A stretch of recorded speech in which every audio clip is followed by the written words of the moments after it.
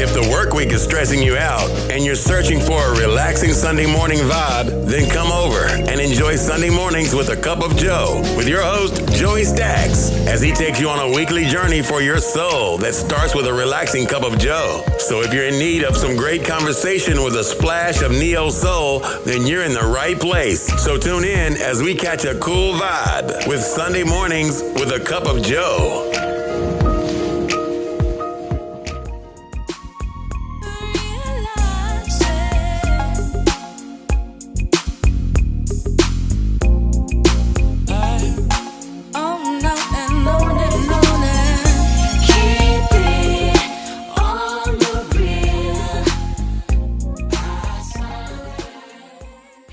What up, though? Welcome to another episode of Sunday Mornings with a Cup of Joe. I'm your host, Joe, and today we got two special guests. We got my homeboy, Marcus Goss, and my homeboy, James Mclemore. I'm going to let these boys introduce themselves. Marcus. What's going on, y'all, man? It's Marcus, originally from the Bay Area, Blair, California, man. I'm out here now in Dallas, Texas. Recently just launched my own cognac, so y'all make sure y'all be on the lookout for that. Website is available for you to pre-order. You can go to www.7cognac.com. It's all one word. Everything on social media, Instagram, Snapchat, Facebook, is all 7 Cognac. So you can follow me at 7 Cognac if you need to get in touch with me. Yes, indeed. And then we got my homeboy, James Mclemore, in the building. Yo, good evening. This is James Mclemore, psychologist by education, clinical mental health counselor by trade, expertise from the streets to the suites. Holla at my boy. My boy fresh out the rich. You know what I'm saying? Richmond, California to be exact. You know what I'm saying? That's right. We're going to get into the show today. Man. So today on the show, I got two of my partners. So I got my partners on the show today because my partners got some special things that I want them to be able to share with the listeners today. One of my partners, my partner Marcus, he has founded his own cognac, 7 Cognac. We're going to get into it a little bit because I'm not too sure even how you get your own cognac. And I know for sure, though, that a lot of liquor companies operate under the same house. So it's not a lot of new liquors out. I know that for sure, especially black-owned liquors. I know that for sure. It's not a lot of new liquors out. So tell us, how long ago did you even come up with this idea?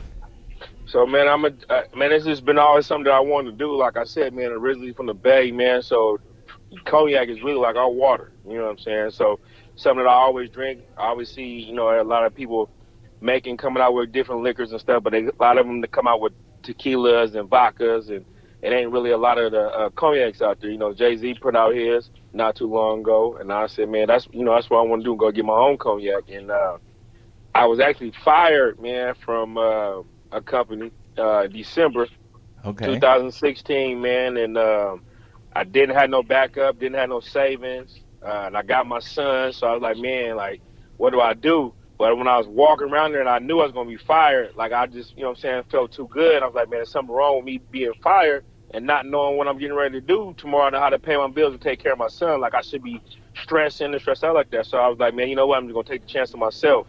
And I met a young lady through one of my friends who was just trying to help me go work for her. And I was telling her everything that I was trying to do. I was like, I just want to talk to you as another black lady. And she said, well, if you can get everything together this time next year, now we talking January 2017, she's like, I could put you in a room full of investors that's worth this $500,000. So me being a nigga from the Bay, we hear money, we finna go get it, So it's right there. So from January, man, it just it went from me having the idea to now I'm putting it together. I found myself in France in July, and man, I got over there, and it's crazy, man, because a lot of the stuff that came about this liquor has been from a negative situation that turned positive. So we had set up three tours. One of the tours was at Remy Martin's vineyard. One of the tours was at a barrel making company. And then the other tour was at Compass Cognac, and I was supposed to meet with a master blender to show me how to make my own cognac. I was gonna be able to bring back, 2 bottles, samples of my own stuff. Well, that was the reason what we were out there for, and that is the only tour that did not get confirmed. So I'm like, damn, like this is what I'm out here for. So my driver, I'm just talking to him, telling him what I'm out there for, and he was like, come to find out, this dude is a judge of cognac. It's 4 dudes that's over Remy Martin. He know one of the top dudes to where he didn't go. He drink Louis the 13th out the barrel. Ooh. So what I'm saying. So he just like, man, I know some people that you can talk to. He said because you going to Remy Martin and Hennessy, they're not gonna talk to you because you're not doing the volume that they even gonna be interested in. And so I was like, well, shoot, let's bet. So I went over there, man, to my current producer now, talked to the lady. She let me taste a few things. I was like, man, this is the taste I'm looking for. She was like, well, let's go in the next room and pick out a package. And I was like, well, ma'am, I don't have any money. I'm just out here just doing research.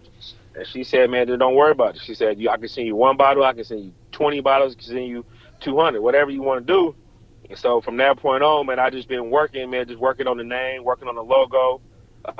And now here it is, man, literally a year later, man, I got the website launch. I'm taking pre-orders. And this is from a body. I'm not no A, B, or C list celebrity. I don't have no big backing. I ain't came from money. But man, I had an idea, I had a dream, and man, it's something that I want to leave a legacy for my kids. You know what I'm saying? Because at the end of the day, man, and just being honest, as sad as it may seem, in our black community, man, we don't really talk about that generational wealth. So this was something that I saw an opportunity that I can leave my son something that he can leave to his kids and his kids can leave on, because at the end of the day, that's what it's about. You know what I'm saying? A lot of times we go to work and we get caught in the system of go to school, get you a good job, pay your bills, take a vacation every year. Like that ain't the way that I looked at being life, So I saw opportunity, man, and now I've just been blessed. Every time I turn around, I'm talking to somebody, it's another conversation that's get me to another conversation, which being I'll be home in September. I got a magazine that's going to do an article on me. And then I got a meeting this Friday out here in Dallas with 3 of the top 5 clubs that's out here in Dallas. One person owned 3 of them. So, man, it's just been blessing, man. Look at that. That's what the grinding get you. Yeah. That's when you stay focused. That's what it'll get you. So would. Oh, wait, James, hold on. So let's maybe get this straight. So. Hey, it's all good. So yes, we definitely know James from back, in his rap career artist days. You know what I'm saying? And his, no doubt. His growing up, you know what I'm saying, in the streets days. You know what I'm saying? So we refer to him as, Hollywood. You know what I'm saying?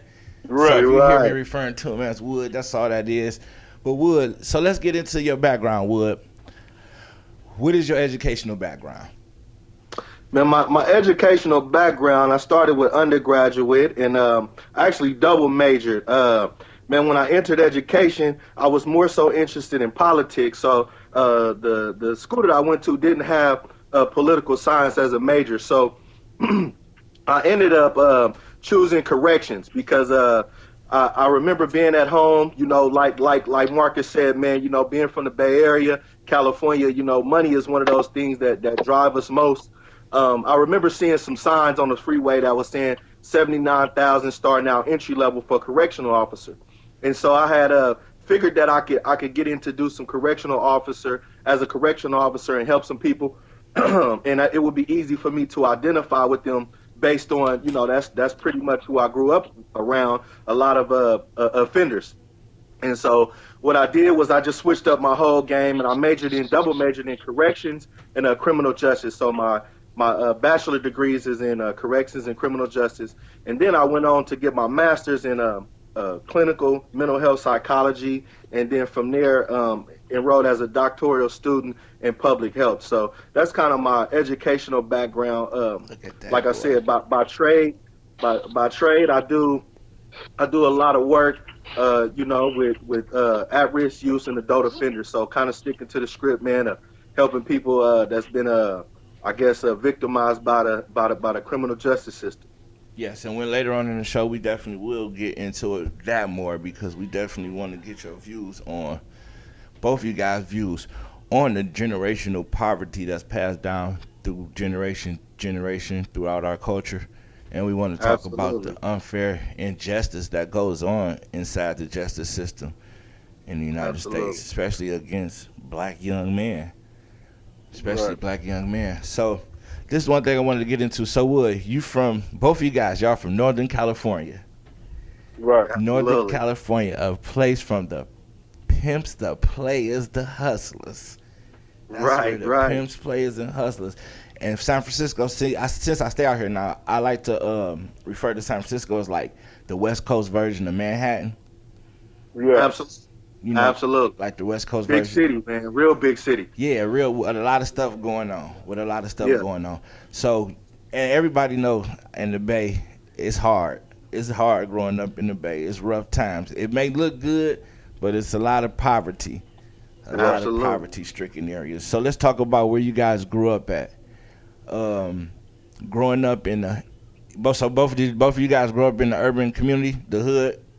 Yeah, Yeah. yeah, absolutely. I grew up in Richmond, California, inner city community. Man, I guess over the course of the last 15 years, have been ranked in the top 20 and even making the top 10 of most dangerous cities within that time frame. So, yeah, pretty tough city. Pretty tough city. So let's just talk about growing up. So growing up in the past, you seen different things, you know, like you seen the downfall of a lot of people, the drug dealing in the inner cities, the hoods, the killings, the murders, the jack-ins, the in and out, the rotation, the consistent rotation of people going into the penitentiary and coming back out. What do you think is one of the problems that it? So wait a minute, no. Before we get into there, let's talk about education. When you was younger, was education pushed on you? Did you feel like you were adequately equipped to get a good education from where you was from? So I know I'm gonna answer this and to answer your question just direct, no. But I'm gonna answer this in a kind of unique way. For me, being fortunate growing up in Richmond, the way that I view education is knowledge and understanding is used as a tool to survive. So believe it or not, the same principles that it took me to survive college and graduate and be successful in the college world, it was the same tools that I incorporated by being from Richmond, of being survival. So an example of that, being disciplined.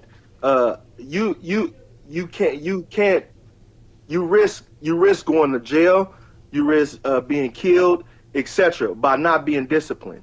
So an example of that would be, um, me being in a neighborhood that I had no business being in when I should have been home at a certain hour. I know that the police will be rolling through to do a sweep on Tuesdays and Thursdays at this hour. So I had to be disciplined enough to stay away from, the block that day or make sure that I was inside or so just the survival techniques that transferred over to college. Well, if I got an 8 o'clock class, I know that I have to be in. So just being educated in the fact of knowledge of knowing how to survive and knowing the backhand side. That was my way of learning. So as far as school being promoted, no, but being a dummy was definitely not acceptable in my community at all. What about you, Marcus? When you was coming up, did you? So, yeah, I mean, I definitely feel that, what I'm saying, that education definitely wasn't on the forefront of anybody that had any type of office in California. And the reason why that I said that now, and like Wood say, I'm gonna say no, but I'm gonna contradict what I'm saying at the same time. Is that when you drive around where you from, and you drive around cities that butt up against where you from, and you see more construction for new jails than you see construction going into your current school, then you already know what they have in mind for your future. A lot of also too. I want to say maybe when I got to the 11th grade, maybe it was even going into my senior year. They started making kids pay to play in high school. You know what I'm saying? And they doing that in the cities To play high where school sports? yeah, play high school sports. And I want to say, and it may have been like $50 or something like that. But it still was a fee, though. Yeah, it was a fee. And you got to think about that $50. It may not sound like a lot to y'all, but when somebody, they live in half of a check to get to another half of the check, that's a lot, And so for us growing up as young black men in the Bay Area, like that was our outlet. You know what I'm saying? Right. Sports was our outlet. Me personally, growing up in a single parent home, my mom, she couldn't afford to put me into Pop Warner and pay for all that or take me to practice and stuff like that. So me personally, I had to wait till I got to high school to play. And so then when I got there, and I was thankful enough that I didn't had to pay to play, but if I was one of them kids that had to pay, then I'd have been on the corners. I'd have been doing something else. Yeah, had to get to the money. You had to try to like make we're the money. saying, you know what I'm saying? You would have been out in the streets and them hours where they doing the sweeps, where you getting caught doing, you know what I'm saying, stuff that you ain't supposed to be doing. So the education is there, but you gotta be disciplined yourself to separate the difference between what you need to be doing and what you are doing. You know what I'm saying? So that for me, was big because the people that I hung around, we all were individuals. We never looked at one another like, man, I'm somebody because of I'm hanging around you, or you're popular, so I'm gonna ride your coattail. Like all of us, you know what I'm saying, at the end of the day, was trying to do something and trying to get somewhere. I credit my best friend DeJuan Bennett for me even going to college because, again, like I said, I grew up in a single parent home. I didn't know anything about college. You know what I'm saying? I didn't know how to fill out. I didn't know how to fill out an application or nothing. That's what I was just about to ask y'all. Tell me, how did y'all come up on going to college? Right. So go ahead. All right. Well, I finished. Like for me, I applied where DeJuan applied to, and when TSU sent me back an acceptance letter, man, I went home and told my mom, I was like, Mom, I'm going to college. Like it was a reality for me at that point. You know what I'm saying? Before then, it wasn't even a reality. What was your plan? Before then, I was gonna go cut hair. I was gonna go be a barber. I was gonna have a trade, do something. But going to school, for me, never looked at it to be a reality. So when you seen your homeboy applying, you was like, "Oh, let me apply too." I'm applied too. And honestly, that was the only one I applied to because of the application fee. I couldn't afford to apply for a lot of them. And, you know what I'm saying, I didn't have the best grades in high school, so me just putting out $25 a pop, that wasn't reality. And that's crazy. That's crazy that they charge people to apply to go get some education. So, how did you come across it? How did you come across it?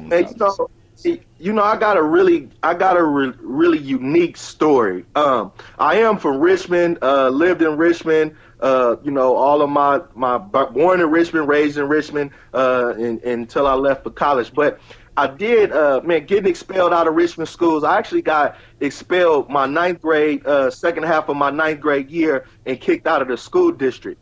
It's very unique because my grandmother taught at Mclemore's in West Oakland, and I got a lot of family from West Oakland, even though I never really dealt with Oakland like that.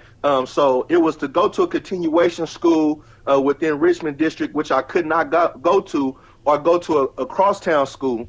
And I risked being killed going to the crosstown school, of course, because, of rival turfs, right, and not being from that and shit, yeah. So that was that. At that point, I was in the alternative school was called Gumpers in Richmond, and I really just couldn't go there because it was just a total letdown. And we would have got out of school at 11:30. I was already hustling then, and so like Marcus said, sports was a big thing for me. So I wanted to play ball. So I ended up going to Mclemore's. For those people that may not know, Mclemore's is a very powerful school. It's in the heart of West Oakland. For people that may not know, that's where the Black Panthers was originated. I believe Bobby Seale went to school at Mclemore's, and so I actually met him at Mclemore's. He came up there, and so being around that culture in Oakland, as I began to play sports, I saw the teachers and the administration there have passion. have a compassion for education and helping young black men. And so I began to be prideful about, who I am as a black man. And I had a world cultures teacher an economics teacher and a government teacher who really opened my eyes to some things.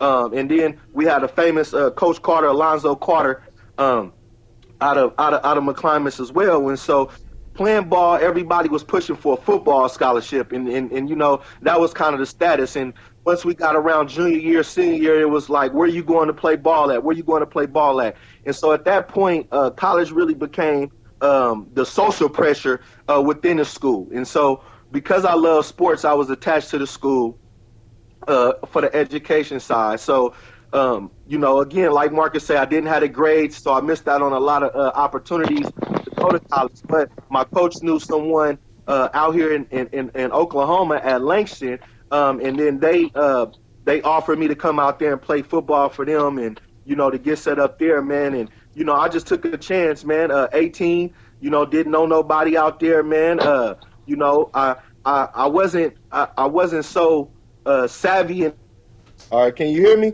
Yeah. Yeah. Okay. So I probably read, at about an 8th or 9th grade level. And so at that point I began to practice. And I got better with my writing and with my reading and so forth. And then, going back to Richmond, one of them things was, I find me a smart girl, man. So I was able to find a smart girl. I dated a senior. When my freshman year at college, I dated a senior. Right. I can't hear you, bro. I said that's some Bay nigga politics for sure. Right. Right. Yeah. So I oh no, man, let me see. Man, what's going on, bro? Hey. You still on here? Yeah, we can hear you. Tap me back in, eh? We can hear you. Tap me. Okay, can you hear me, Joe? Yeah, I can hear you. Okay. So yeah, I met a girl. She was a senior at the time, man, and she was a 4.0 student. And What was her name? Well, we're not gonna use names. We're not gonna use names. But true story, man. True story. This lady was kind enough to help me with some things, and I was disciplined enough to invest in myself and learn some things. So once I increased my literacy and my math and stuff from there, I just worked my jelly, man. I kept smart people around, even if they wasn't smart. If they understood a subject, I knew how to befriend them. I knew how to talk to the teacher, to professors. I had no problem admitting that I struggled with certain areas. And then, after a while, when you stay persistent at something, you kind of start to get the hang of it and the confidence. And once my confidence, I got my confidence up and I realized that there was nothing to be afraid of. I actually ended up being on the president's in the dean's honor roll for the remaining years of my college education. And I did that independently of any woman. So that's pretty much how that started out for me. Okay, yeah. So what do y'all think of the college ain't for everybody? It's not. That's a lie. So I'm gonna tell you. So me and him, we've had these conversations before. So for me, again, growing up in a single parent home with a younger sibling, one of the motivations when I said, like I said, that college became a reality for me. I wanted my brother that lived in the same household, that was raised by the same woman. Like I wanted to give him the opportunity to say, look, I can go to college because my brother did and we lived in the same house. Or I told him, college ain't for everybody. The service not for everybody. I said, but whatever it is that you choose to do, if you pick up a trade, just make sure it's going to be able to provide for you and your family. Because there's a lot of people that we're working for right now today that didn't go to college. You know what I'm saying? So college has just been an institution to where some of the states can make money. It's a non-profit, but it's making money hand over fist if you look at it, because all the stuff that all the books we're reading, we can get those books ourselves. You know what I'm saying? So at the end of the day, the certificate, yeah, it's a bachelor's, it's a master's, a doctorate, all that they can't take away from us. But that same education that I got, that certification, that certificate saying that I completed, I ain't gonna get that same knowledge without having to pay $50,000 to $100,000. Now, I'm not Right. saying, don't go, but I'm saying don't look at it as it's a failure in life if you don't go to college, like you can't be somebody. So, so I would definitely agree as far as a moral standpoint and as for a financial standpoint on college is not for everybody. But one of the things, especially for minorities and young black men in particular, coming from inner city communities, we really don't have many options outside of picking a trade, which we know if we pick a trade nowadays, it costs just as much as the college tuition, if not more. And also, um, with the military, man, I done heard success stories with the military, and I done personally seen friends of mine, you know, with Yeah. PTSD and things of that nature from going to the military. So as far as college being for everybody, this is why I would say that college is for everybody. And with me explaining my story, and when I say that I'm a psychologist by education, that right there intimidates people. That right there makes people think that I'm smart. But also, I want people to realize that I also mentioned the survival. So college doesn't necessarily equate to intelligence, but it gives you insight. It helps you mature as a man. It helps you to be disciplined in your The life. And so, experience. as far yeah, the experience. So the experience itself, being committed to the experience. So that's what separates that's what separates a college graduate from someone who didn't go to college. Where yeah, you even if it's an entrepreneur, if you go to college and you complete it, just being committed, then you understand more of what it even would mean to be committed to your business.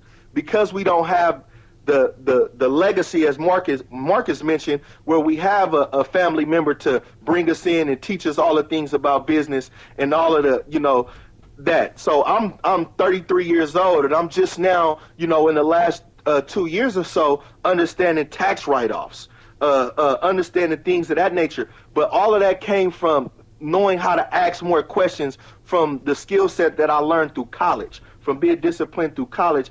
And so maybe college doesn't equate to a salary always, but it definitely, characterize you to be prepared for the world as far as your discipline go and knowing how to stay committed until you succeed at some things. And see, that's the thing. So on my point of view is like everybody always says college is not for them, and what I think is that college is an experience more than anything, and some people need that experience. And why you gaining that experience by being on the campus, and I'm talking about like being on a college campus and interacting with different people, you develop your own sense of direction from that. Absolutely. And like I know a lot of people don't have a sense of direction. That's why they feel lost. And that's why even that'll be the first question of should I even go to college? You know what I'm saying? Like because Right. I just the only thing I think we always push, us as black people in the community, we always push to go for the money. Right. You know what I'm saying? Because like we stuck in like this thing where it's like we have to be working to get out the struggle. Like you know what Right. I'm saying? So everything is Absolutely. monetarily based. So Hmm. education is a thing that can build monetary, you know what I'm saying? It could build to financial So stability, but it takes a minute, and that minute could be right. detrimental to a black person. Right. See, and that's it. See that, but see, so I mean, me, I always, over the last, I mean, I've always been that person. Like I tell people, man, when you have a conversation with me, we're gonna. It's not always my opinion. Not always right, and not always wrong. But you're gonna definitely think a different way. And you know what I'm saying. And I hear everything that both of y'all are saying. And you're right. You know what I'm saying? It definitely college definitely does say that you was disciplined to start something and finish it. But at the same token, it doesn't always equate to success. It doesn't always equate to taken care of. And just because a person didn't go to college, now again, I'm speaking as a person who has a degree. I'm not saying that I didn't get a degree. And one of the things that Joe mentioned that I want to say before I forget is that when somebody says, "Oh, college ain't for everybody," when people say that, my first question is, well, did you try it? And if you didn't try it, then you can't say it ain't for you because you never tried it. That's just using it as a cop out. Because a lot of times what we do nowadays is we get caught in those sayings. Oh, if it ain't broke, don't fix it, or college ain't for everybody, or some. But at the end of the day, is if you got something that you want to do, you can go and start your career without having to go to college, but you be disciplined in your plan. You could set a 5-year plan, a 10-year plan, and it doesn't always have to equate with you walking across somebody's stage, because at the end of the day, the end result is to earn a substantial income to, again, like I said before, to provide for you and your family.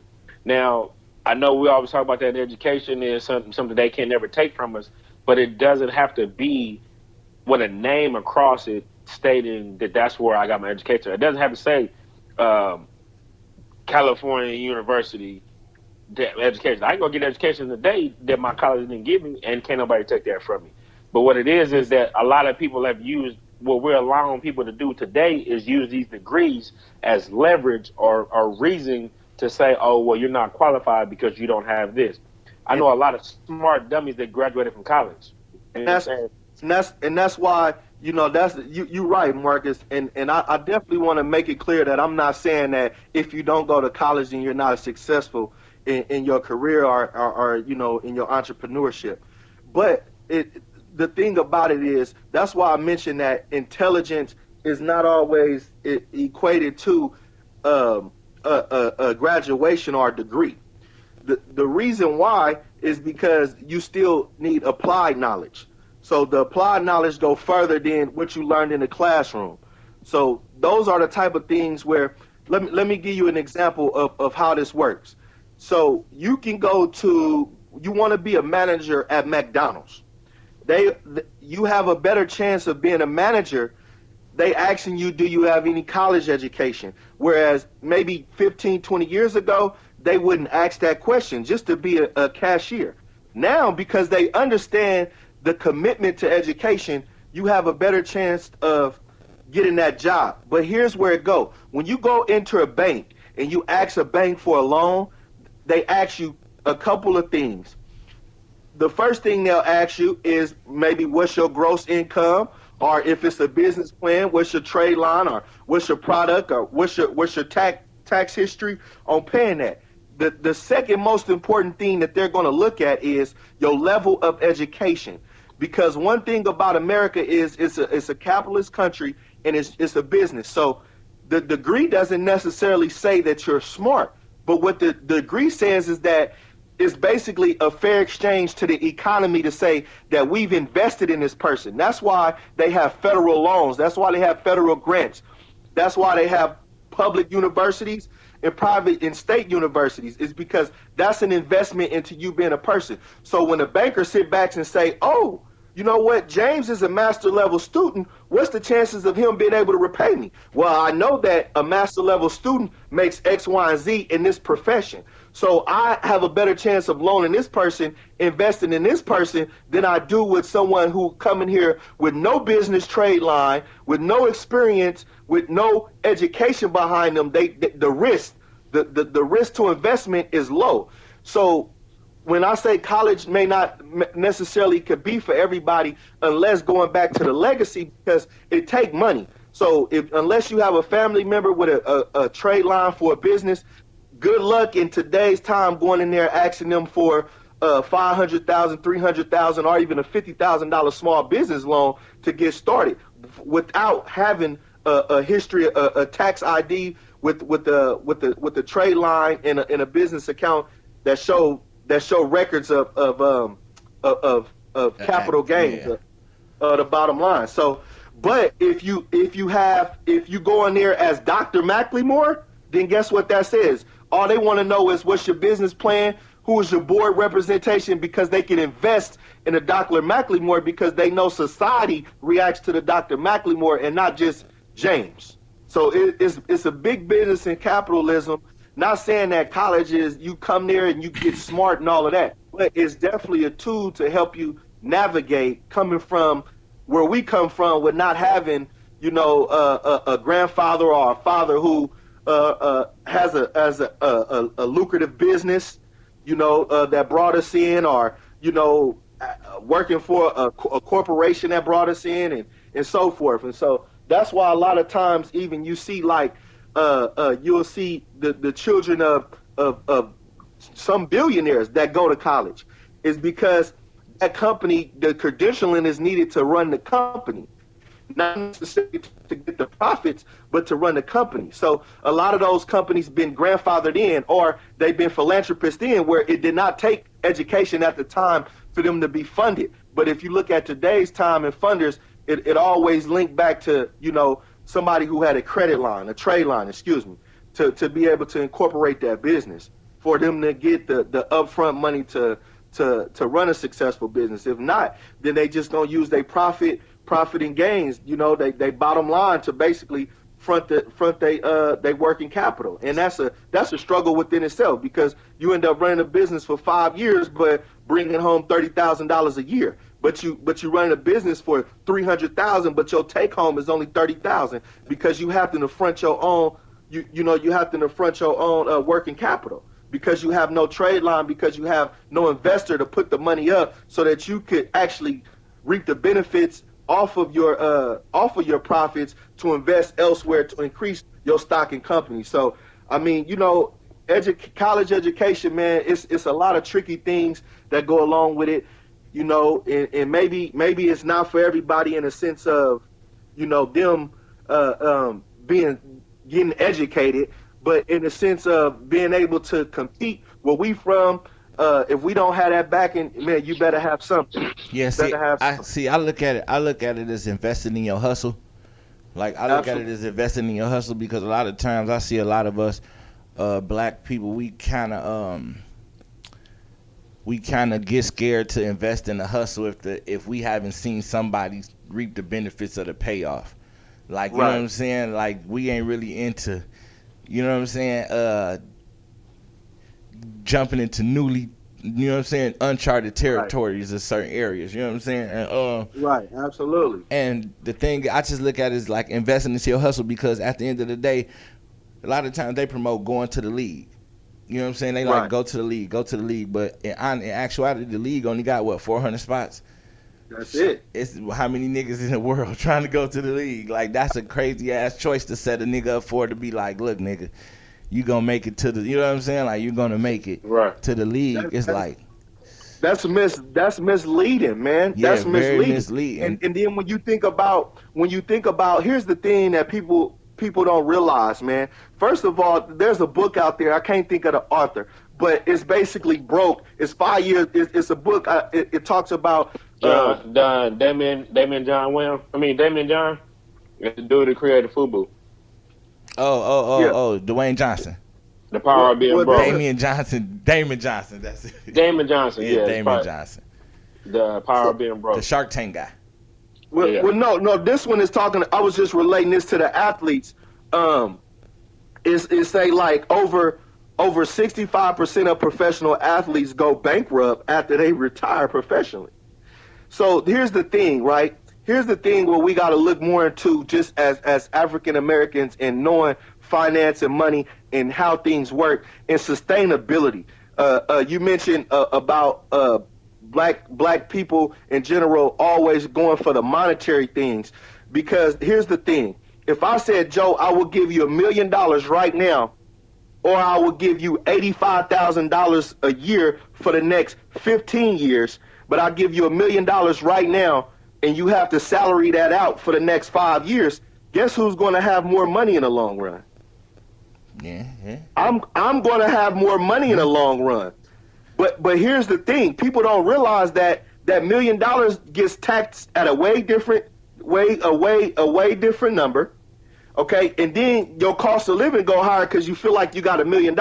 So without even going too much into depth in that, people don't look at how that's played out. These people careers. So you don't even think about that. Oh man, I made $140K for the last 10 years. Damn, that was just like me signing a $1.8 million contract. Yeah, no, they definitely don't look at it like that.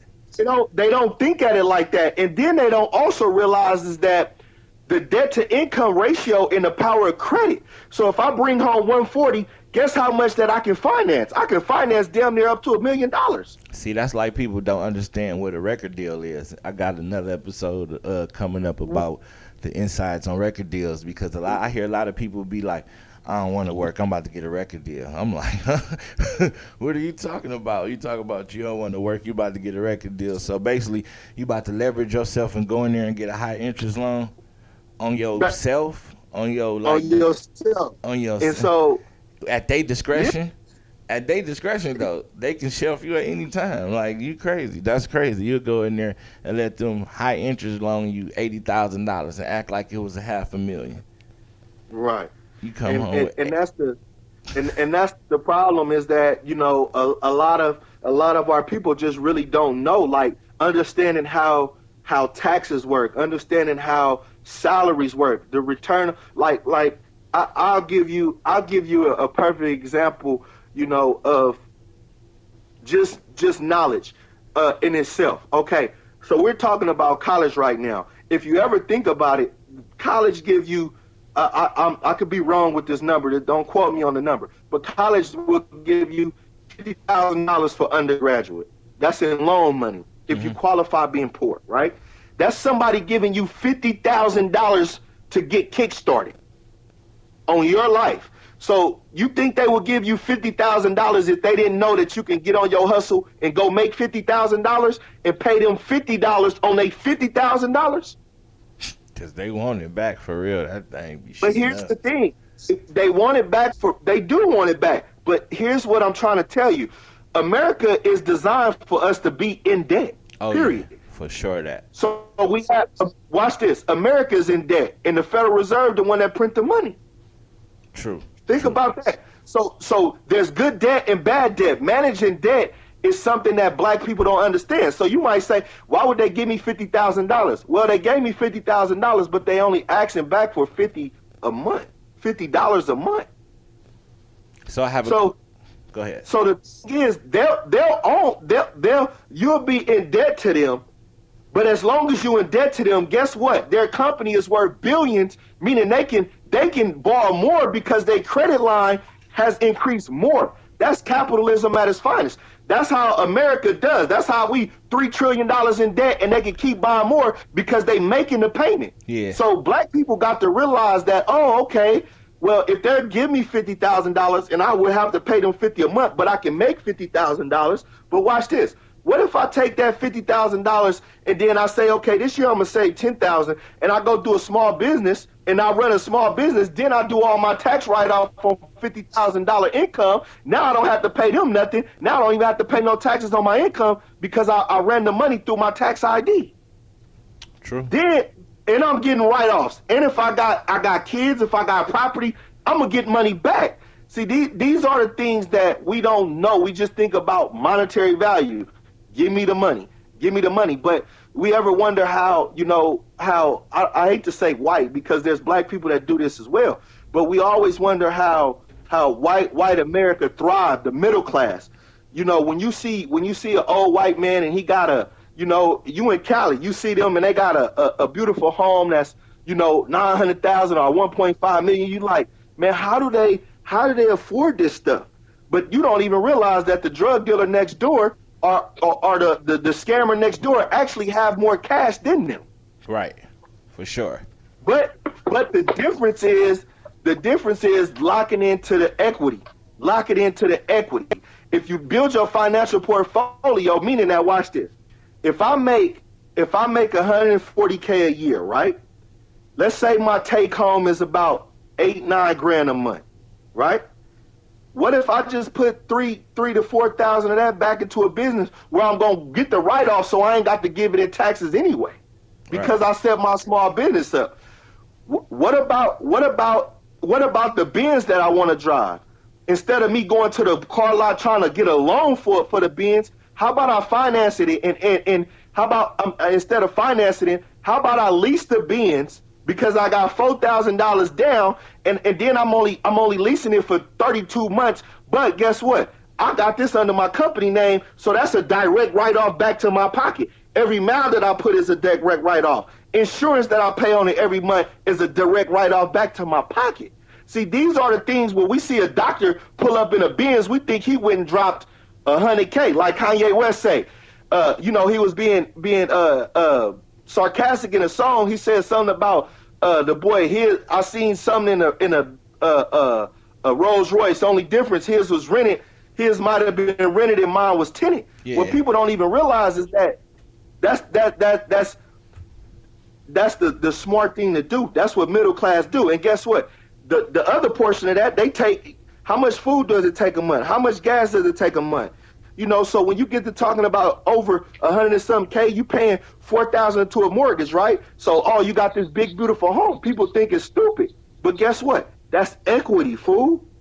So every $4,000 that you done put into your house, that's like putting in a savings account. Even if the market don't grow an inch, even if you don't get any profit on that, 25 years later, guess what you done put up every month?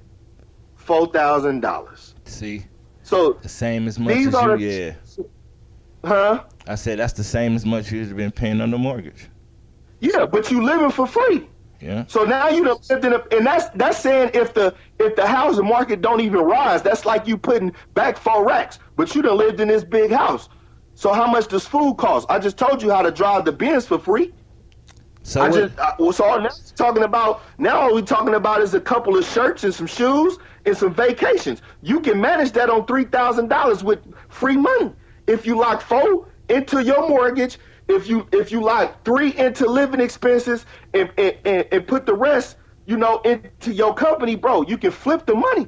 That's how they got it set up in America. So let me ask you a question. People don't power of money. So let me ask you a question, Marcus. What do you think? Is everybody qualified to run a business? Should we be promoting that everybody should just like become an entrepreneur?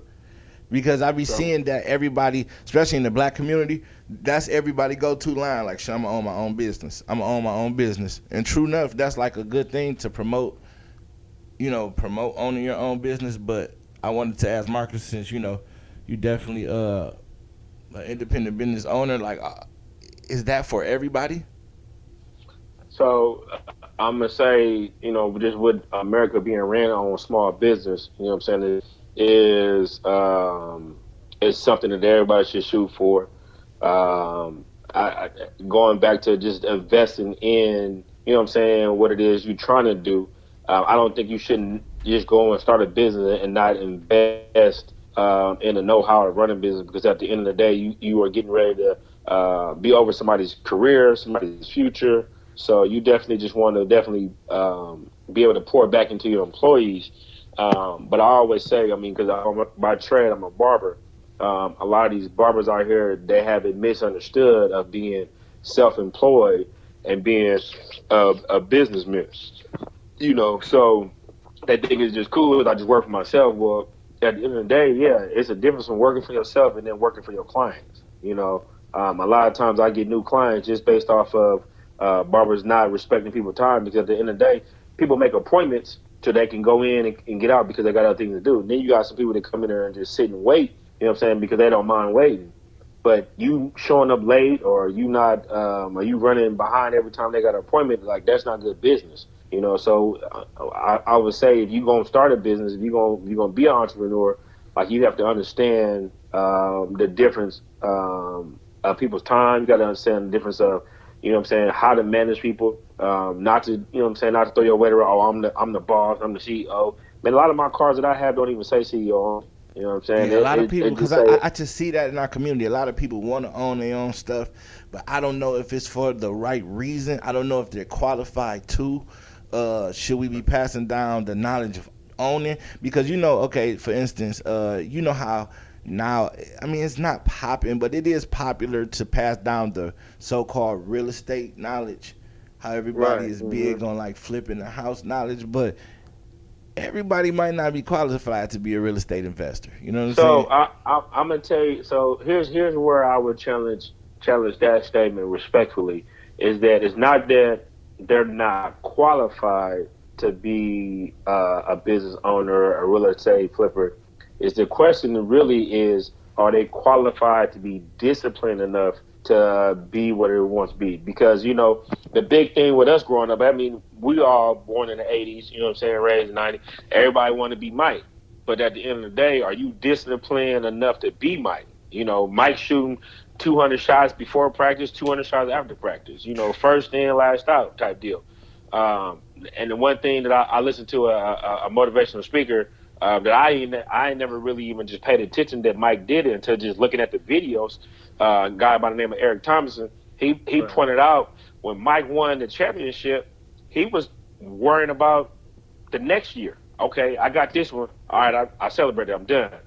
Then when Emmitt Smith, when they won, he was like he had did a commercial and he was right back in the gym lifting weights. And they said, Emmitt, you not gonna rest? And he took 2 seconds between sets and said, all right, I rest. Now it's time to go get the next one. So again, is we always want to be the man or we want to be the woman because, and like you said earlier, Joe, in regards to just the financial standpoint, just from what they see, the glamour, like that. I want to be to a label because I see all the money, I see the cars and that, but they don't see the behind the scenes. They don't see the work that go into it. Right. Like if people, like I just, for instance, I don't mind sharing my story because everything that I've done has made me who I am and put me in a position I am. A lot of people see that I've started my own cognac, but none of them really want to understand that. Shoot, man, a couple of weeks ago, I was damn near homeless. You know what I'm saying? Right. I couldn't pay my rent. You know what I'm saying? And it wasn't a point that, and I have the money that I got from pre-sales. I could have used that to pay my bills, but that's not good business, practice. So, you know what I'm saying? You got to know how to separate your business from your personal. Do you have you have a degree in everything, right? And I have a degree. And you work, right? And I work. And you have a trade, right? And I have a trade. So the general question would be, how did you fall back to rent, or how did you? Because everything that I have, did you misspend, or did or are you not making enough? So there's two folds to that. One, I'm not making enough, and then two, every extra thing that I got, I put it towards my business. So that goes back to me saying that everybody want to be Mike, but don't nobody want to be Marcus 3 days from getting put out and having to go hustle up, selling oils, cutting hair, doing all this stuff, being tired, not being able to get. But I'm gonna do what it takes to make sure that this business is need to do what it do. Because at the end of the day, when I was raised, you got two things as a man: you got your name and your word. So I didn't put my name out there, and I didn't told you people that what I'm gonna do for them. So I had to make sure that I came through. So that's what I'm saying. Like everybody don't. When you put my struggle in somebody else's hands, and they gonna fold.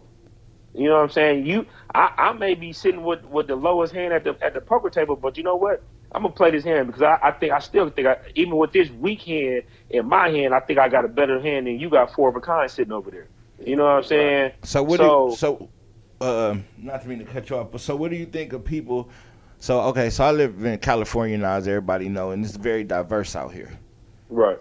So it's a lot of diversity, a lot of intermixing of different races living together, by each other, the same neighborhood and community. And I talk to a lot of people that's not black, and I got a lot of friends. My girlfriend is Filipino. So I have opportunity to talk to her friends and everything, and I get a lot of questions about black culture, and I like to tell them, to ask me questions that way they are not getting like a false narrative. Right. You know what I'm saying? Or what's going on. And, they asked me certain questions, and I wanted to ask you guys, like, what do you think about people that say black people are playing victim when they say it's not an unfair playing field, and they say black people are playing victim and that we have the opportunities as everybody else because we are here together? So let me just touch on this real quick. Look, let me just say this. So I want to say it may have been probably about 2 years or maybe about a year and a half ago. I started this thing on Facebook called Fresh Fridays. You know what I'm saying? I was doing that for a cool little minute. And one of the things I talked about was that very same topic, being black in America against the society. Against the justice system. So there was two points that I made. There was an article done on two athletes, okay? One was a white athlete and one was a black athlete, okay? The black athlete article, in the same topic, they both failed their drug test and they were suspended. So the black athlete, when they mentioned him failing the drug test, this is what it was said. I forget the athlete name. It doesn't even really matter, but I'll just use my name in there just for Reference time's purposes. sake. Yeah, go Yeah, ahead. reference purposes. Marcus Goss has failed drug tests due to weed. Okay. Now, the other athlete was a white athlete. Let's say Mike Smith failed the drug test due to smoking marijuana. And so that right there already lets you know that it's a different um, it's a difference when it comes to being black and being against something else. And I brought the point. Somebody brought the point. Well, that might and there was two different writers that wrote that report. So then I had to bring up the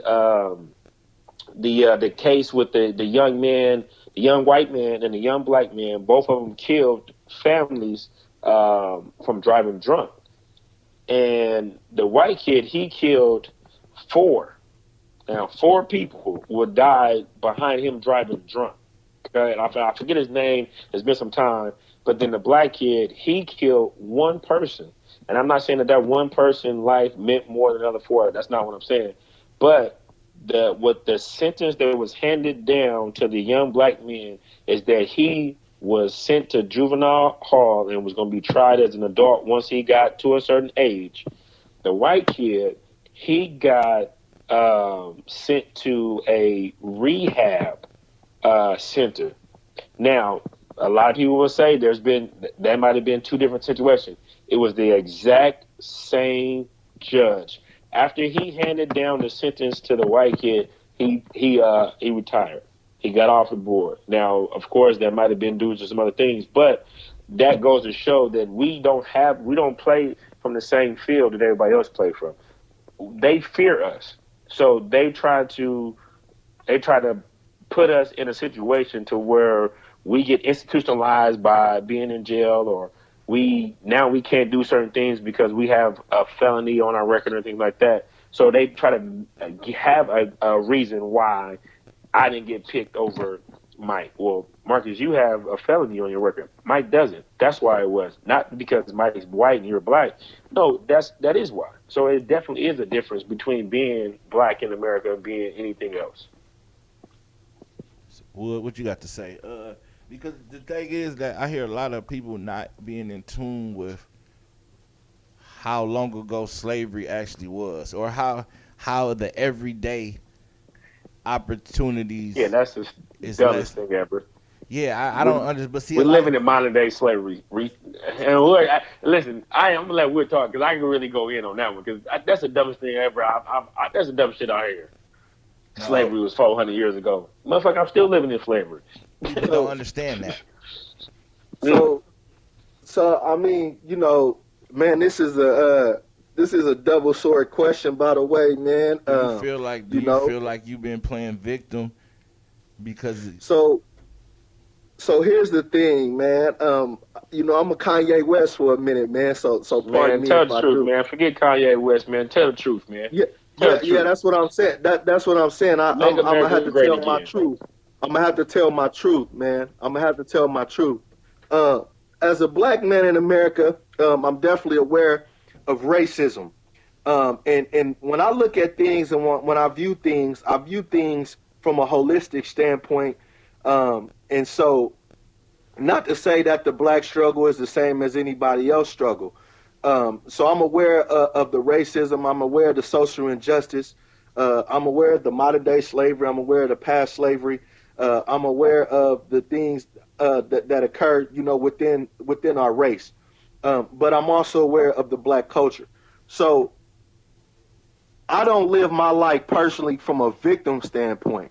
And the reason why I say that is because if I continue to live my life from a victim standpoint, then that means that there's no room for progress. That means that any progress that stands a chance to be made have to be given versus taken. right? But okay, So so not are you not do you look at it from the victim aspect? What do you Right. think about people that's saying that as a whole we use the victim plight too much to express the injustice that's going on in current day because they like, well, because I have been around people and I'm gonna have them on the show eventually that tell me like, y'all got the same opportunity as we do. Everybody Right. on this earth now, because I mean, you hear what I'm here. You got education like I do. You work Right. the same job as I And work. You got so the people who feel like they've been victimized, man, I think that's more of it's a double sword again because yes, yes we do be victimized, but at the same time we have equal opportunity because just as well as we just sat here and said, I have an opportunity to go to college. I have an opportunity to be a business owner. That means I have an opportunity to hire black. That mean I have an opportunity to get an education just as whites. So the If we problem had, you had the I opportunity to right get here, equal education. Like you, if you you wasn't said, you, yeah, if you like was you really feel in your heart of hearts, and you and me in Hollywood, we have spent many nights just debating. You feel in your heart of hearts that we have equal opportunity out here as a black man in today's America. Yes, I feel like we don't take advantage of those opportunities, and that's the point. That's the point that I want to get to. That's why we. I'll give you an example. I'll give you an example of what I mean by that. I went to a HBCU. I remember getting a C in my class. Well, we're about to get a C in my class, and I told my professor, I said, if I had a child and they had a 3.8 GPA, I would make sure they would that if they had the qualifying GPA, I would never send my kid to a black school. The professor wanted to know why. I said because here it is that we us black students is coming here. That's the way that you guys are making an earning. But when I take this Langston degree and I try to go get a job against the OU degree, who is more likely to get hired first? So why would you give me a C knowing that a C get a degree, no doubt. But even without having straight A's, I still this degree, this company can't compete with the other company. I said, and you know that I earned a C so I can do the coursework. So why would you give me a C and not an A to be competitive, at least competitive? So we had a long talk.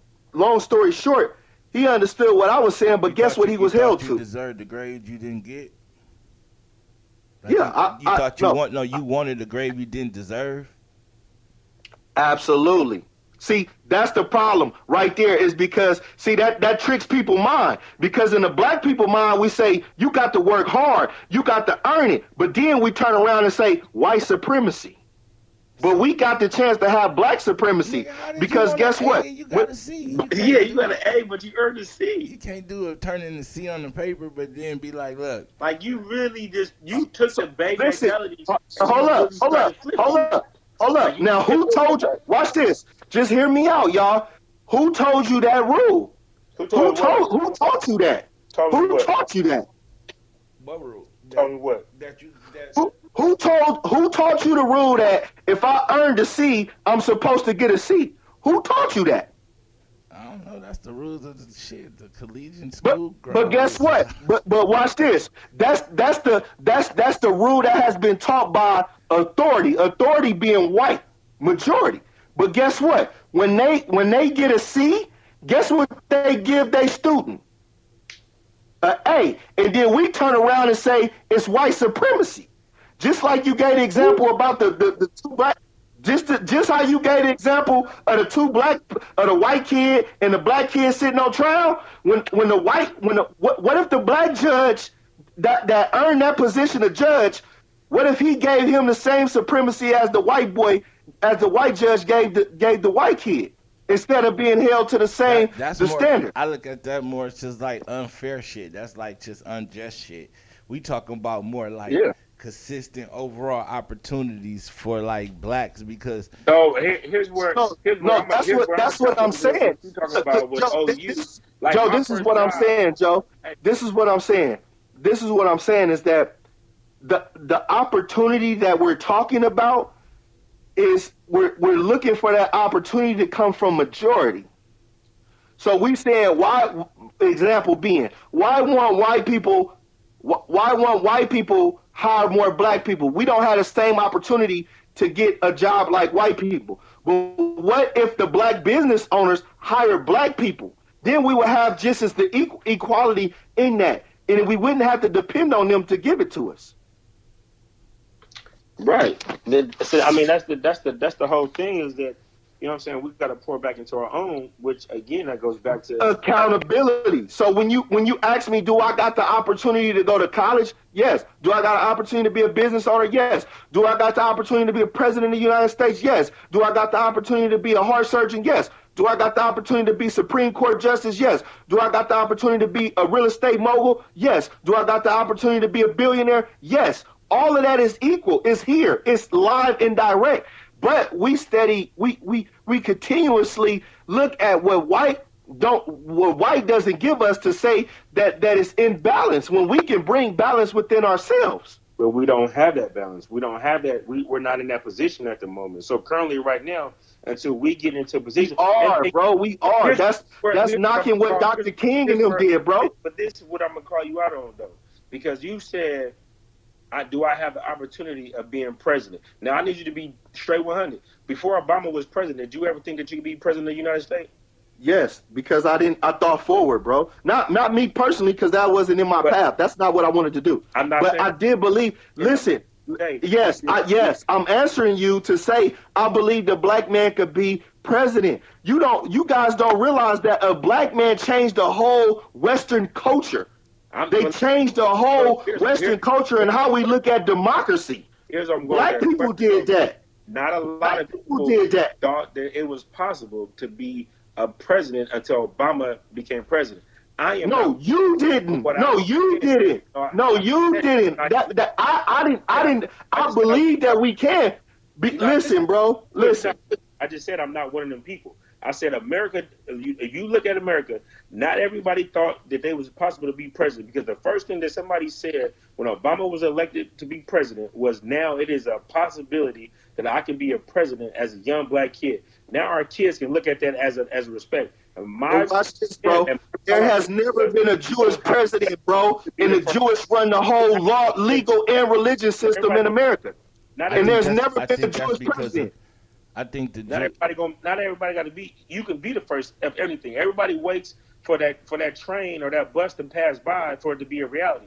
At the end of the day, like, it can be a reality without you seeing it. So at the end of the day, yes, we have that equal opportunity once we get in position. We're not in position. So for me, that I feel like right now, if I was to walk into tell me what position we're looking for. With a white man and I had the same qualification and a white man is doing the interview, no, I don't have the same. Watch this. The problem is you give that example, but you're not giving the example of walking in an interview when you're the black man that's the CEO. Get that example. They don't have it. I'm gonna tell you right off the top. They won't. Because that's the problem. That's the problem. That's what I'm trying to get you to understand.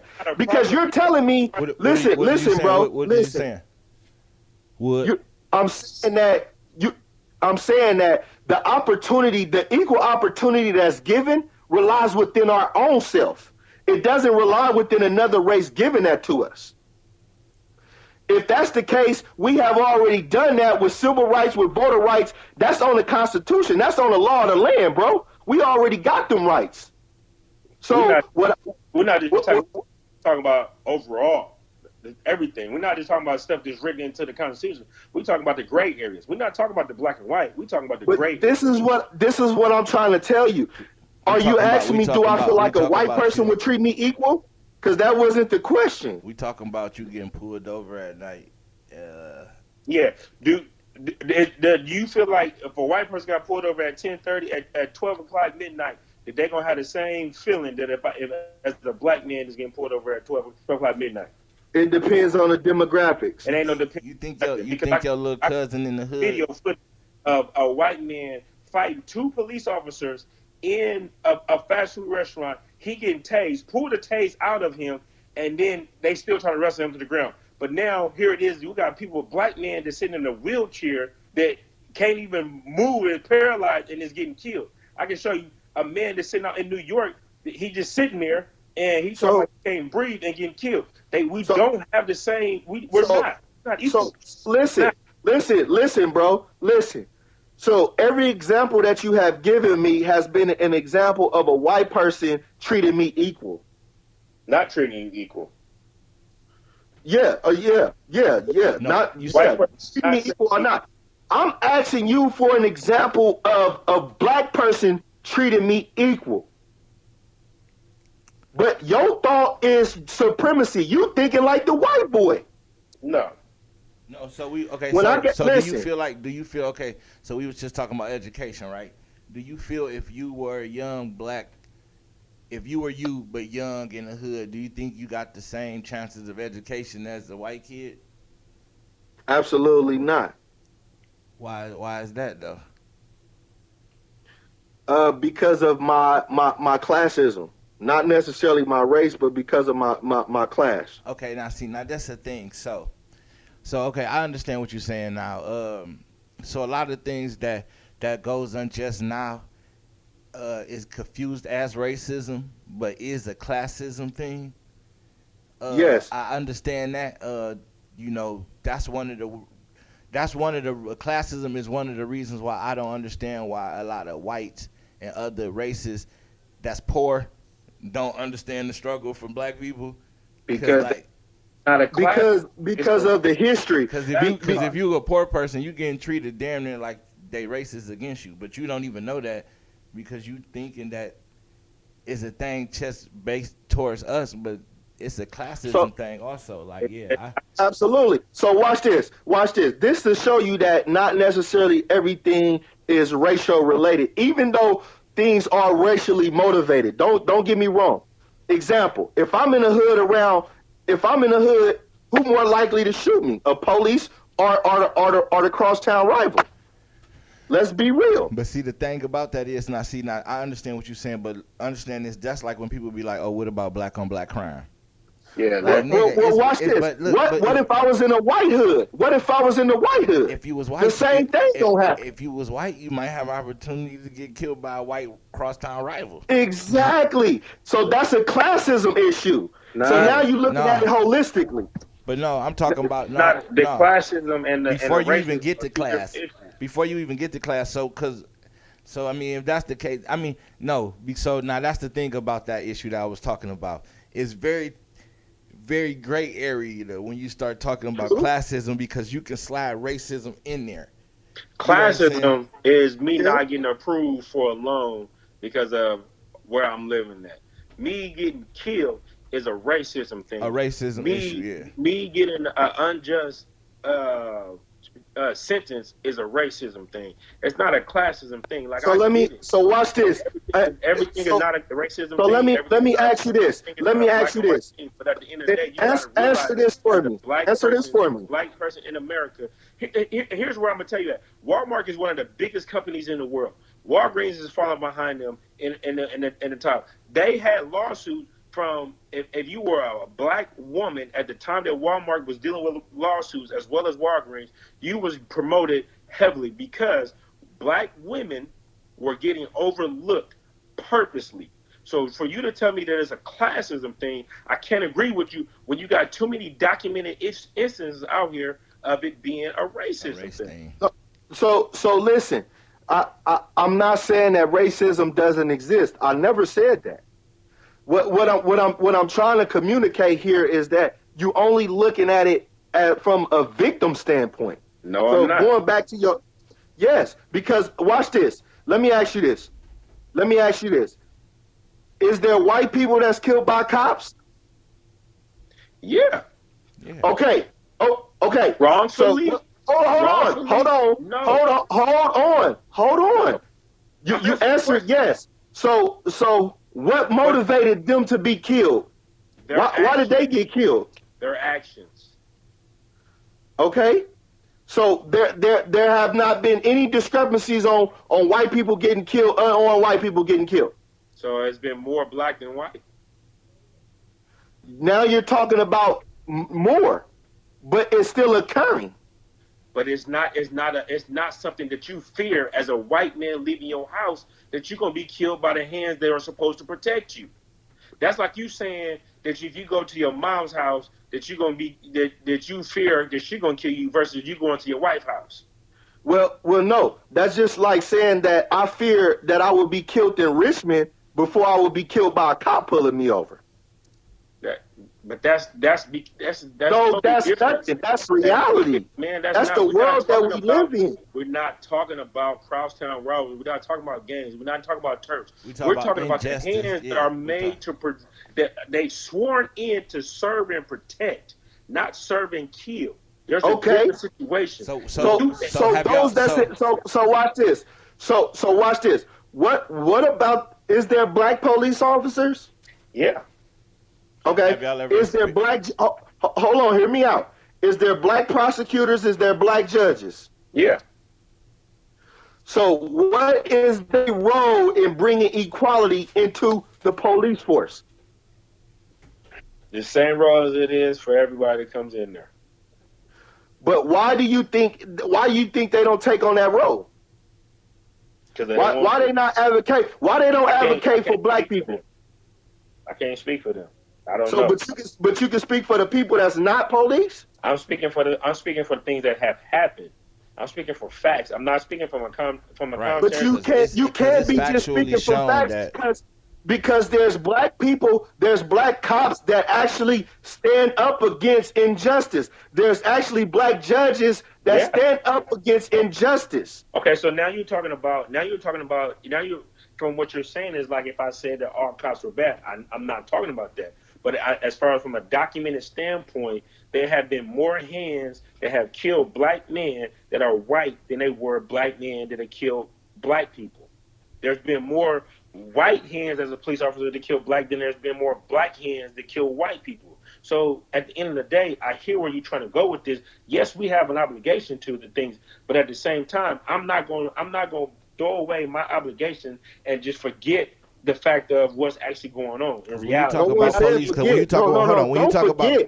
you talk about police injustice, or like, you know, police doing shady shit, I like that you got to group in black and white police together, right? Under the banner of being the police. So they all treat niggas bad. They treat black people bad. Like that's the thing. Like let me give you a real live.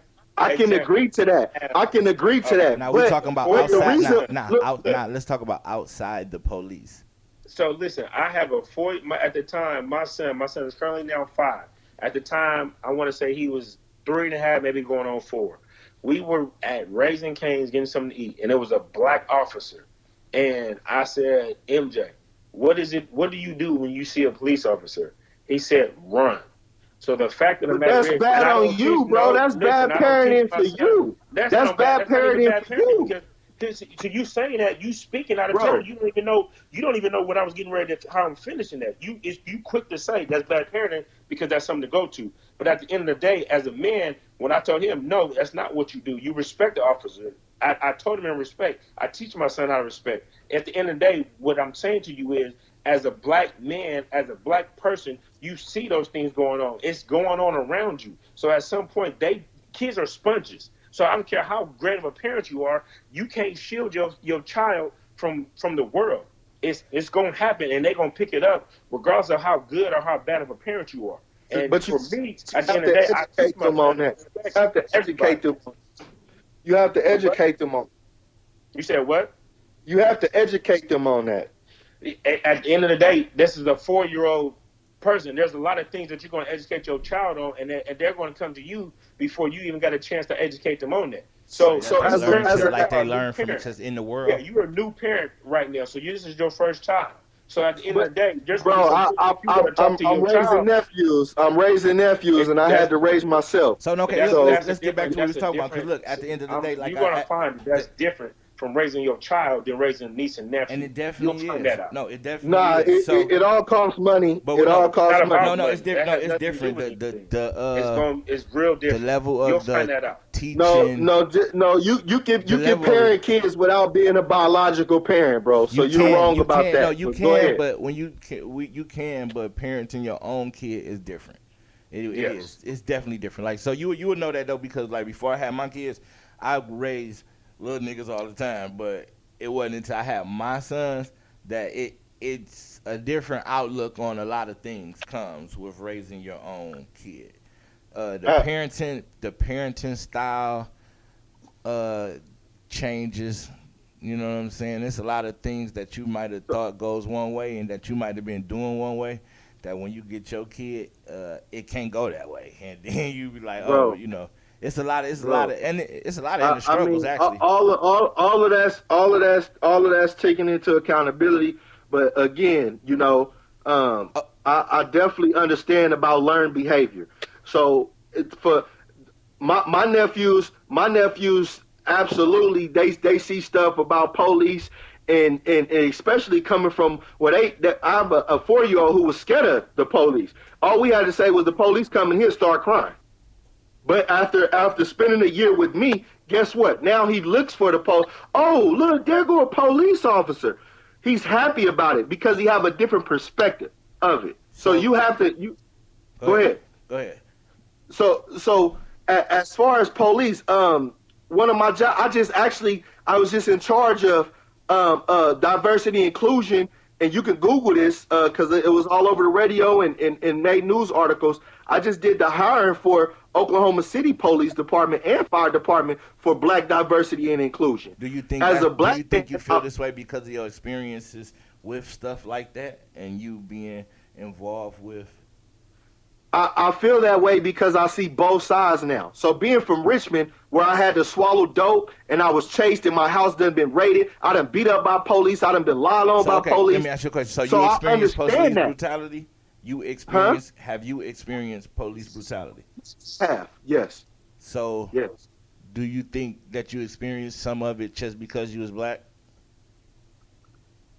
Yeah. Absolutely. So have you ever experienced anything outside of the police area that you felt that been unfairly because you been black?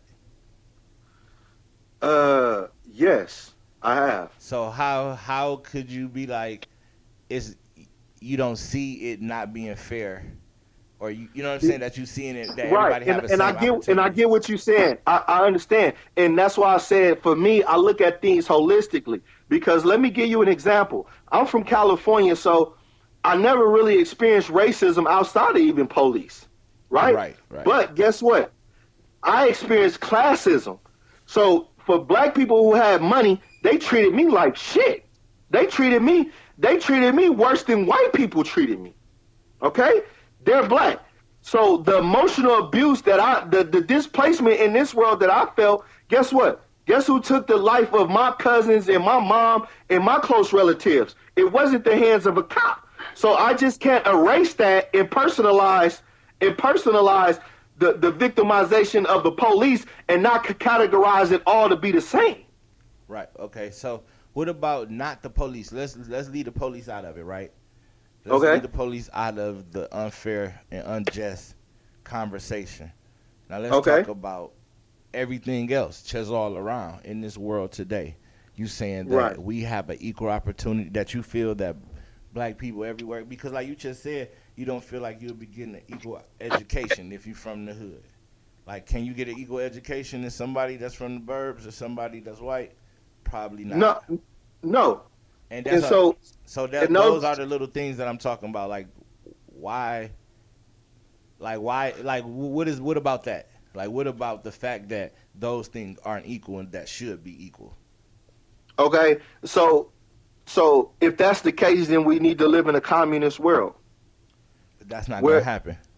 That's not Okay, gonna happen. Yeah. my point exactly. So because I know that can't happen, then I can't mentally allow myself to be trapped to think of a reality of victim. So my thing is, oh, okay, well, how come in the suburbs they get better education than when I'm in the hood? So are you Oh, talking? So are that's you the talking same about way. more? If I only got $10, I can get some Payless shoes versus if I got 200, I could get some Jordans. So then what? Now math come into play. I got to work my tail off so that I can have the same equality that they get.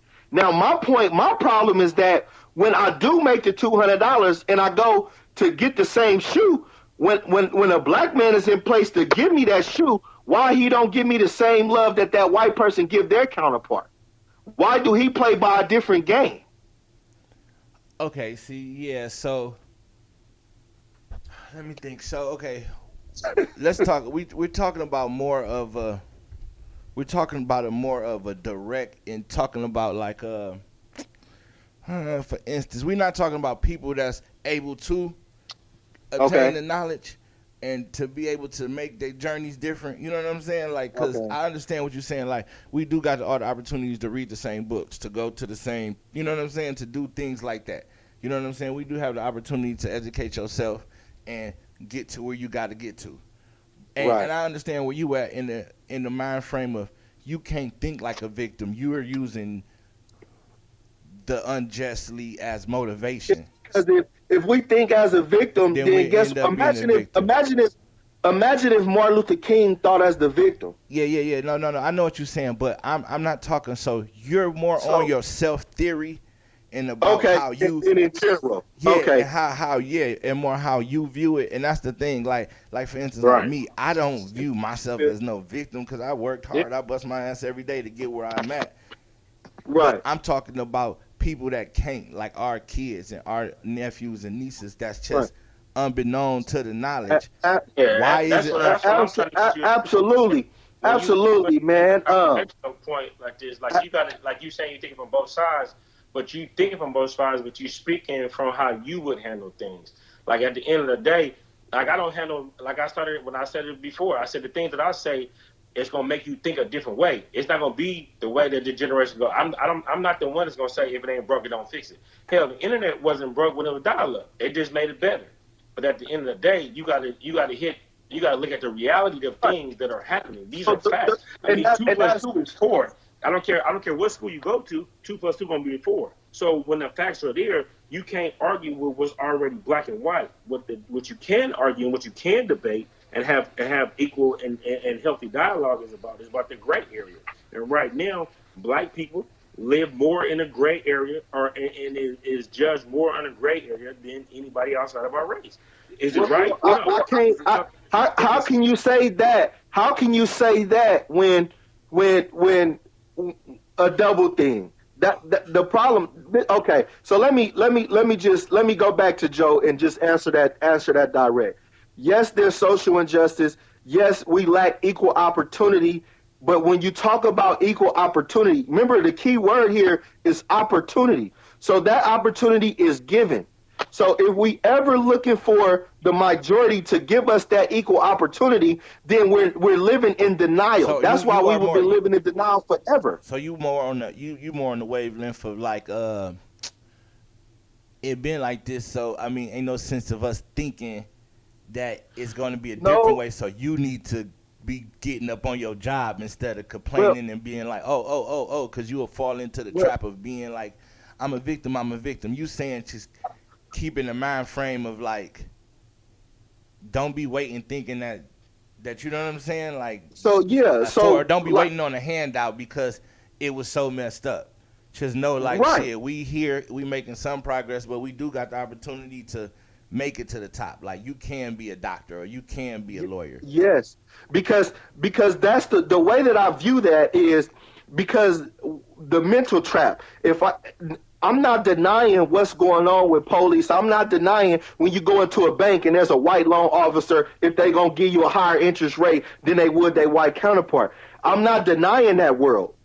That's the world that we live in. I'm talking about But what I'm saying, huh? how do you go tell the 13-year-old boy on the south side of Chicago that he could be a doctor or he can be a lawyer? How can he? Like you know Because what I'm saying? Like if what do he you tell him to do? because Go to because school where all the everything school in this neighborhood is right now, closed. watch this. Now this is the power of education, and when I say law, it's super important because watch this. If you in the hood, guess what we don't realize is that Bush Senior made it a federal law that any top 10% of any public school you can get accepted into any public university. You qualify. I just told you about student loans opening the conversation. So guess Well, we what? know If I went to Randall McClimate's But I took my butt to school every day. Who knows that? Who's having that conversation? That's what we're talking. But the reason why we're not having that conversation is because we're having a conversation of not being given the equal opportunity. The same way we're not having a conversation about salaries and tax write-offs. So we got to have more of we got to know more of the opportunity we have versus what's being done to us. Not saying that what's being done to us is not important. Right. But there's two sides to it. Like I say, you can't mention slavery, but you don't mention freedom. Our equal opportunity is going to be an athlete, not to go be a judge or a doctor or anything like that. I'm not no athlete. I'm not saying that you are an athlete. You can't. You thinking from your standpoint. I'm thinking you got to think from the community standpoint. What's fed into our communities, and you said we're the ones that have to feed our community. So we could continue to feed that we're not good enough. They're not giving it to us. We can't get equal opportunity. Then guess what ends up happening? It's not about that. It's about what's being fed into the communities. Again, it goes back to. But why is it only one awareness being spreaded? You tell me. Because going back to our responsibility. So that's what I'm saying. I get. Let me break something down for you. I would be a liar if I said that. Look, I got something for you though. Hold on. Look, I got something for you right here. So you say it's our responsibility, right? Yes. So you talking about us as people, right? Right? Us as people, right? Us as a race. Yeah, us as a race. Now listen though. Now, who taught you what you know? Like who taught you when you was little? Black people. No, I'm talking about like who taught you, like your mama, grandma, my moms. Okay. Some of my grandma, my aunties. Your moms, right? So who taught your moms? So you talking about your moms were born in the 50s or something like that, back then. So who taught your moms? Your grandma? Probably so, yeah. Who taught your grandma? A slave? You know what I'm saying? Actually, like your great grandma, was a slave probably, wasn't he? Right. Like, probably. You know what I'm saying? Well, like so think about that. My great grandma is Indian, and I know my situation with my family is a little different because I know my family, but I get what you're saying. No. I'm not talking about your family tree. I'm just talking about two or three people removed from you probably didn't even get a chance to go to school. So you know what I'm saying? You're talking about probably like. Because most, like my grandma, she dropped out of school. I don't know. My grandma probably went to school to like the 4th grade or something. You know what I'm saying? No doubt. So my mom went to high school. You know what I'm saying? So I'm just thinking about that though. Like, why? How is that even? Well, my grandma didn't have civil rights. My grandma couldn't vote. No, that's what I'm saying. So so just think about that. When you're saying it's our responsibility, we just not getting to the point of being able to pass down this information. Absolutely. Because this your first. Because you probably the first set of people in your family that can pass this information down now. Absolutely. But we talking about why when you was born, why you didn't have an opportunity to get all of this information off the whim. Like why wasn't you allotted the opportunity to not be selling crack and having to swallow crack and run from the thing? You know what I'm saying? Because or would you say, or would you? Because I'm pretty much sure you didn't want to be no 15-year-old moving no work. No, absolutely not. It had to be something. Absolutely. And I'm guessing it was ignorance, and the reason why I tell you it was ignorance and a lack of spreading knowledge is because I know I know black people who worked in factories and their grandfather bought their first home and that built their generation wealth. And by the time their kids got my age, they had 2 generations of some money. This is the thing. So, that's opportunity. See, this is one of the things though is that I be trying to spread to people. We always talk about generational wealth because we are born in generational poverty, but we're also born in generational illiteracy. You know what I'm saying? Absolutely. Like we don't have and the reason why is though because at the bottom line is it's not about playing victim, and this goes to where the first point was at. Right. It's not about playing victim, but why are we not given the same opportunities on the jump? Like why we got to work twice as hard to make it to the same spot as somebody working regular? But that's a lie. No, that's what I'm trying to tell you. It's reality. No. The reason why we have to we think we have to work twice as hard is because we don't realize that us just working good enough is good enough. Marcus got the I work twice as hard face off. Yeah, it's not a thing, because here's the thing about it is that it's a reality, because at the end of the day, like I tell you, it goes back to just the lawsuit. I'm just dealing with facts. I'm not even trying to put my opinion on this thing. But there's a reason why one of the top supermarkets and retail stores out there is being sued by black women. If you're a woman, one, it's a good place at that time to be at Walmart. If you're a black woman, you're even a better situation, because now they have to promote you, because they've been putting their foot, for a lack of a better expression, on your neck and not moving you up. There's a lot more men in power than there is in women in power. Women have the same, and we can go from a sexism standpoint. But Marcus, everything that you're saying is valid, but you're not looking at the other side. I am looking at the other side. That's what you're not understanding. Listen. Watch this. Let me play back to you what you just said. You're telling me about how black women was victimized, but in the same context, you're telling me how they were supported and promoted. But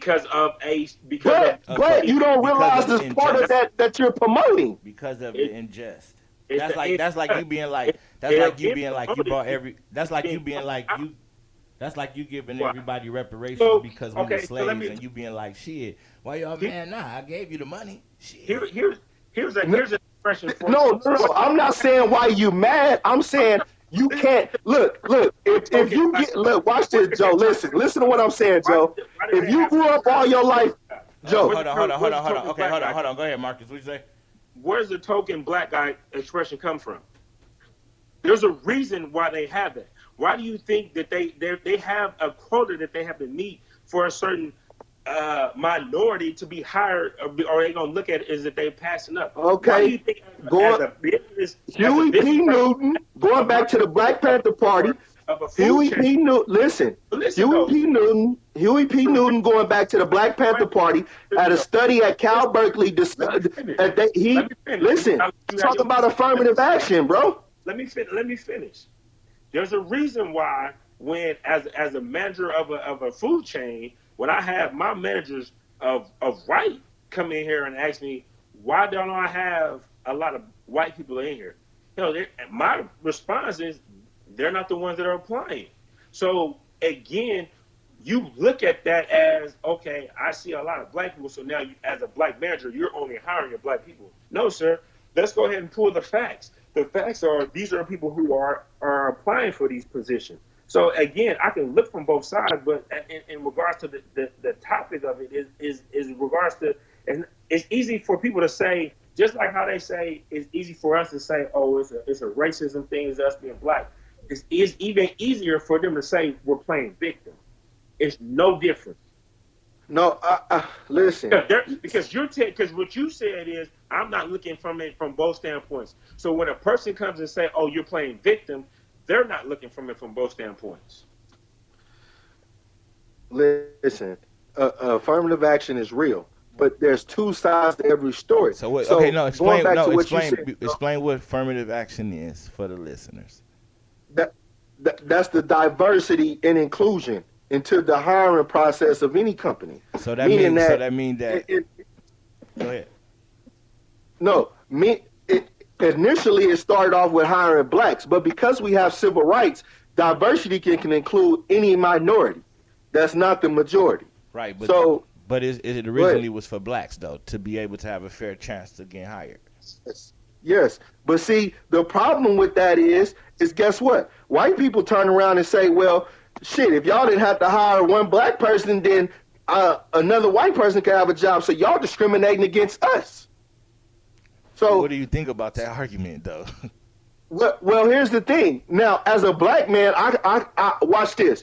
As shady as this sound, because they gonna feel the same way when it come to me. I can care less how they feel about that. But at the same time, I got to know that. What if I did just get the job because I was black? What if I didn't get the job because I was the better? Because I was the better. Think about this though. Why do they even have to give you a job because you black? Because like you know what I'm saying? Like think about that though. Why?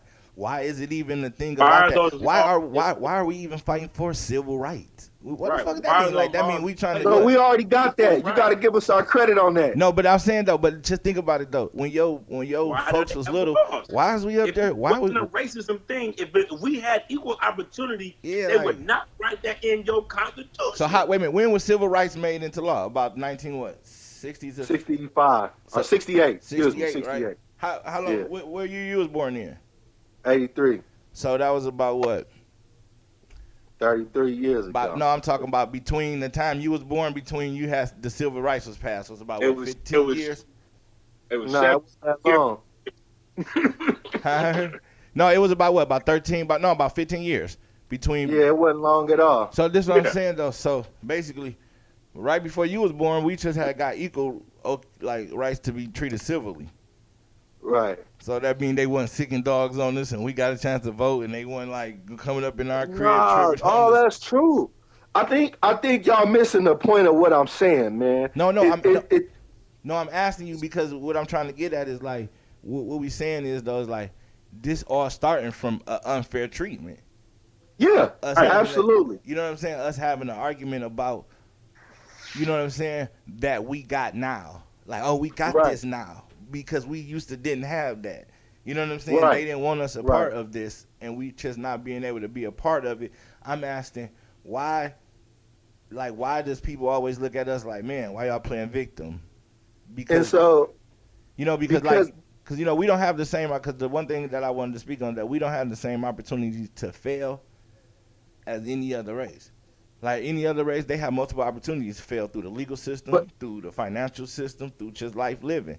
You can be poor, broken. Could I tell you why? Because they have, because blacks and Mexicans, Hispanics are the two targets. But as you see that Hispanics has become a class over black people in the United States. So meaning they have more educated Hispanics, they got more employed Hispanics, they got more homeowners Hispanics. So we are now the last race. The reason why is because what we're not explaining is that every other race, and this is going to trip you out, even the Africans, and I'm not talking about African Americans, I'm talking about Africans that come over here. Their communities is supported more than ours because they have money within their community. So they have representation of their community. We have no representation of our community.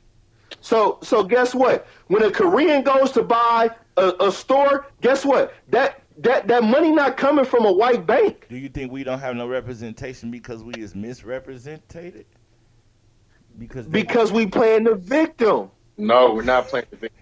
That's because we miss. Okay, and not to put you on the spot, you may or you may not know. Because hell, I don't know, and I would love to know. But how many black businesses have you went into in the last month? I work for a black business, so shit, every day. No, we're not talking about the job. We're talking about you spending your hard-earned dollars at a black business. I work on the east side, so you can only imagine how many black businesses I go into to eat. Okay, so eat. Okay, what else? What else? Other outside of restaurant? What else do you know? That's probably it, bro. How many banks out there? Entertainment. Yeah, it's a couple little black clubs, little juke. How many black businesses? How many black clothing stores have you been to? How many black home decors have you been to? No black banks. Now watch this. How many black? Watch this, bro. Now watch this. How many black cognacs owners is it? There's actually, I want to say it's 3. Okay. Including you. I want to say it's 3 of them. Okay. So my point being is that there's only 3, but yet you, little old Marcus, got the opportunity to be a cognac owner. Right. So there could be 10,000, but nobody's taking a chance at opportunity. Nobody is listening to the information that you just gave. No, listen.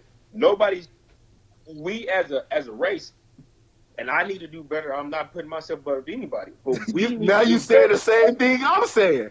But that's what I'm saying. At the end of the day, we need to do better at supporting and getting that information out there. for an example, I bought in the last Marcus, shoot, that's in the what last I'm 2 weeks, saying, bro. I've purchased from black owners. I purchased books. I purchased clothes from black owners because one of my hashtags on my cognac is black owned businesses. So I want to learn more about that so that I can provide more and Now give more to watch our this. community. Now watch this. What? Now watch this. Let me. Now listen, Joe. I definitely agree with us having less opportunity when we're actioning it from majority. I believe we don't have equal opportunity.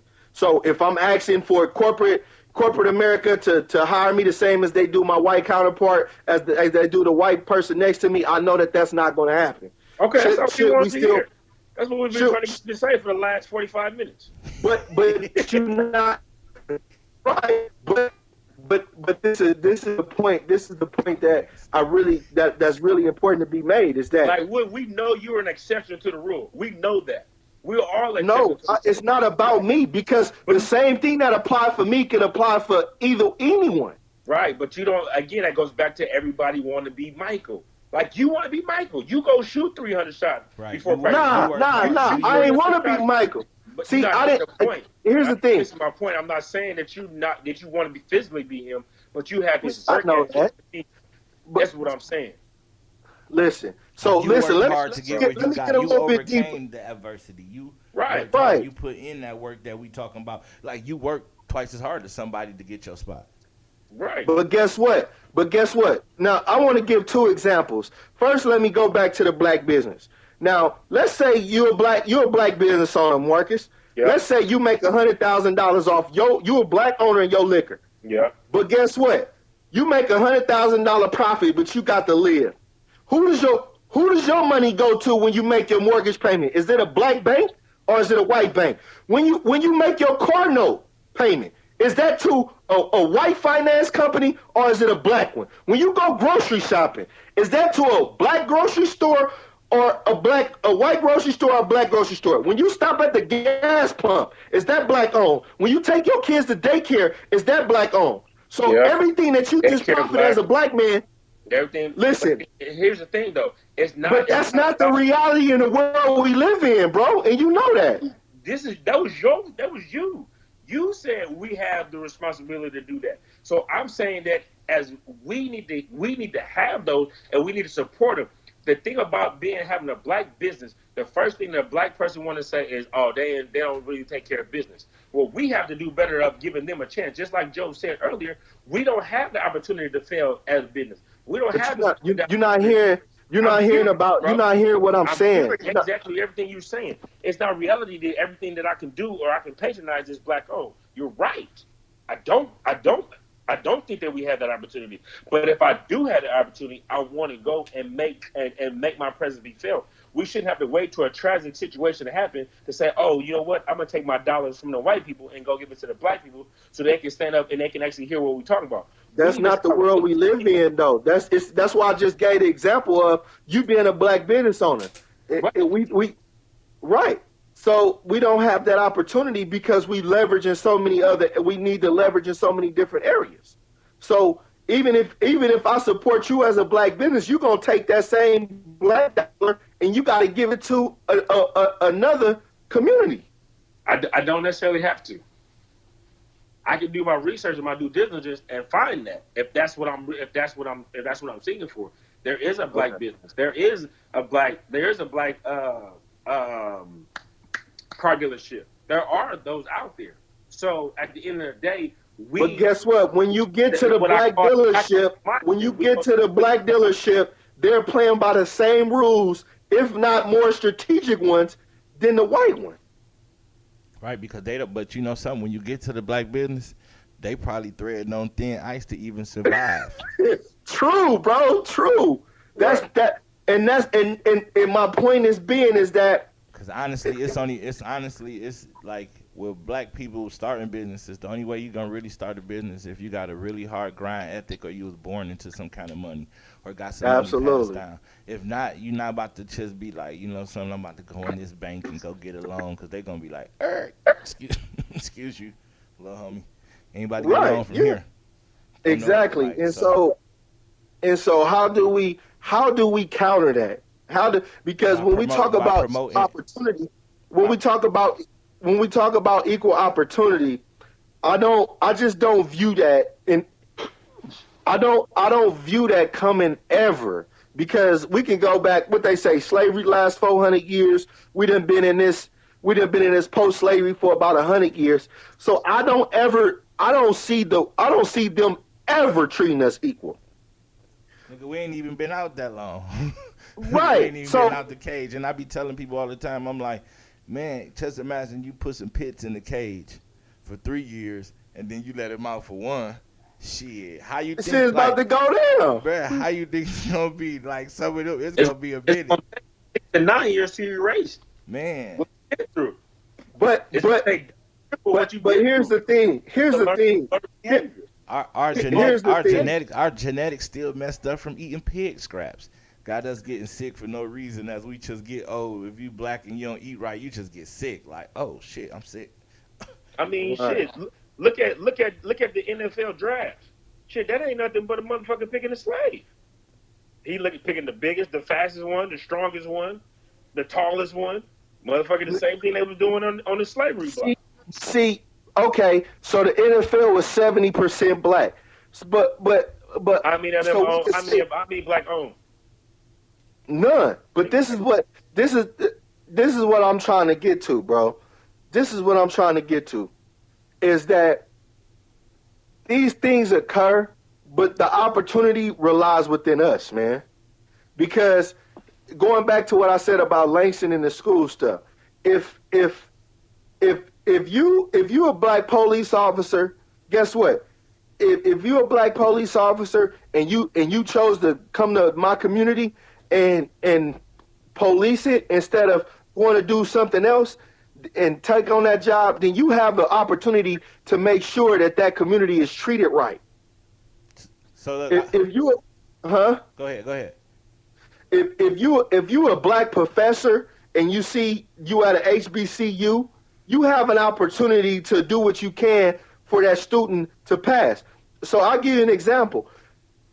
Oklahoma University, for them to give a student a C is them failing their university. So they would rather give you an A than to give you a C to bring down the prestige of their university. Brother, if you didn't earn That's no a A, different if you ain't game. earn no A, you ain't getting no A. I don't know what jug you looking for, but you ain't about to be jugging in school. You Right, can't bro. jug in See, school. this is what I'm. That's the Richmond. That's the Richmond coming out you. That's the Richmond coming out of my voice. Check this out. Oh, I'm serious though, but Like, no. You see me working hella hard. Yeah, you get what you gonna earn. That's the bay in you. Like, bro, you see me working hella hard. Like, Right. shoot me that and Oh, I look, get back. I don't care. Look. That's just like you saying. You go to work for 7 hours, but you on lunch for 6, and you want them to pay you for 7 hours. Hey, Bro, have you ever seen a nigga in this entry level first interview and you be like, bro, I can get you a job, but you know they start off at 17. The nigga like, shit, you think you can give me 18? Like, Yeah, all day long. Bruh, So look, hold on, man. Bruh, Look, I just told you could get a job 17. How you not even working today, but you want 18? Look, You want me bro. to take you in the motherfucker and be like, hey, bro, this is my homeboy, give him 18, you know. Look, this is what I'm saying, bro. This is what I'm saying. Look. So when we explain white supremacy, we talk about when we talk about equal opportunity, we talking about white people giving us equal opportunity, right? So when we get an example of somebody sitting in court, so we're gonna say two people did the same crime, like he said, black man, white man did the same crime. Right. The white judge gives the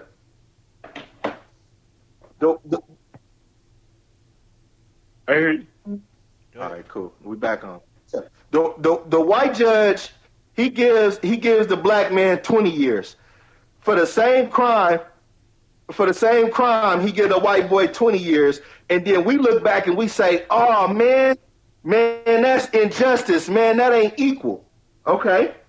But then when I get an example of a black judge giving the black kid 5 years, then it's like, oh no, we can't do that. Okay, well, wait a minute. Let me get you right here, though, right? So, What I'm trying to say is, nigga, being a bad judge is being a bad judge. You shouldn't. But to go with your point, if you trying to give an example, but you still talking about 100 of the white judge cases to 4 black judge cases. Like why? Like you know what I'm saying? Even if you being like, well, what about Man, when the we black need judge sentenced you more unfair? It's judges. We like need more police officers. We it was need four more black it was bankers. 4 black times. But when you talk about the white times, it was 200. Hey, You know what I'm saying? When you talk about police killing blacks, you talking about when you talk about white police killing blacks, you talking about a lot. When you talking right, about blacks killing blacks, not that many. When you right. talk, but you know what I'm saying? That's the point of the whole thing is. Let me ask you a question though. You made a post the other day where you said that you really don't like to celebrate some of your achievements or whatever because you said that you feel that it's like shining on other people. You know what I'm saying? Yeah. And I wanted to ask you a question about that. Like, do you feel like as a black man, a lot of times you feel like you need to keep your success quiet? Yeah, absolutely. Absolutely, I do, man. Marcus, like, do you Absolutely. feel like that? Did you have to keep some of your success under wraps? Fuck no. Man, listen. Let me tell you something, man. I think a lot different, and I'm saying that, and I just and here's why, because so again, like I said, like earlier, like I was from a point to shoot damn near being homeless, but I make a way, and I've worked hard for a lot of stuff that I have, man, and I was blessed with the opportunity. You know what I'm saying? A year ago, you know what I'm saying? I had bought some luxury shoes. I ain't gonna lie, I got some Gucci shoes. You know what I'm saying? Right. And I'm like, man, damn, I don't want to wear them because I don't want nobody to think that I'm just trying to shit on them when I wear my shoes. But at the end of the day, like I worked hard for that. Like I know what came into that. Like I worked for that. So why should I feel like ashamed of my accomplishment because you chose not to? Again, we talk about the same opportunity. You had the same opportunity I did. I don't got no. I didn't come from money. I didn't do no. Do society make young black men feel like you need to hold your success under wraps, or that Yeah, you can't? because if we do it is we're trying to be loud or we're trying to be flamboyant on top of things. But shoot, when I go into these meetings that I've had, shoot, I see the Ferragamo belts that they wearing. I see all the stuff that it's subtle, but they wearing their accomplishment as well. If I wear it because I look better, now I'm trying to be too flamboyant. I can't hide the fact if I'm a good looking young man and I know how to put stuff together and I'm being professional, that doesn't make me, you know what I'm saying, trying to shine down and shine on anybody. Now again, when you wearing every chain that you got in your drawer and every watch, yeah, that's doing a little too much. But there's nothing wrong with wearing your accomplishment. So at the end of the day, matter of fact, here's a great example. A guy that I cut his he's out here in Cedar Hill, and I mean he grosses 10 million a year, and I mean had in that given time had 5 to 6 million in the bank. He had made that. He got Oh, hold on. getting the Maybach, and he told me, said, I have all these things because when I go to certain places, I need to look like what they want to be. Because if I drive up in this truck with this clothes that I have on, with these chucks that you see me in, and these jeans, these ripped up jeans, and just a t-shirt, they're gonna be like, oh, well, what he doing is not successful. Right. You know what I'm saying? So we have to look the part for them to even consider us. And even a case in point too, when I was 24, getting ready to turn 25, I wanted to buy me a BMW for my 25th birthday. I went into a BMW dealership in Oklahoma City. I had on gym shorts and a t-shirt. Do you think anybody came and even talked to me? When I went to the office and said, hey man, I'm trying to get a car, they was like, oh, we thought you was a vendor trying to sell something. So we have to, He at said, some point, we ain't depend giving on out no what. apps. They like, we ain't Yeah, giving out no apps, homie. you have to. You can't be afraid of your accomplishments. I mean, it's no different than me telling somebody that shoot, I'm a doctor. I got a bachelor's. Why does what I have in my closet have to do anything different? What I have in my mind? It's the same thing. They're just different forms of accomplishments. Yeah, So because no, no, I just wanted to know because I read your post the other day, Wood, and I was thinking, I'm like, man, you know something? a lot of times though you feel like that. You want to keep stuff under wraps because you don't want to make nobody feel like you stunting on them. But then when I Now, thought about it, like where does that come from? I'm like, damn. now, what that does come from for you, possibly Wood and myself, is the fact of where we grew up. Is that if you are flashy, a nigga gonna try to come take you. But that don't have nothing to do with being embarrassed of accomplishment. It's just being the fact that you not trying to be the victim of a robbery.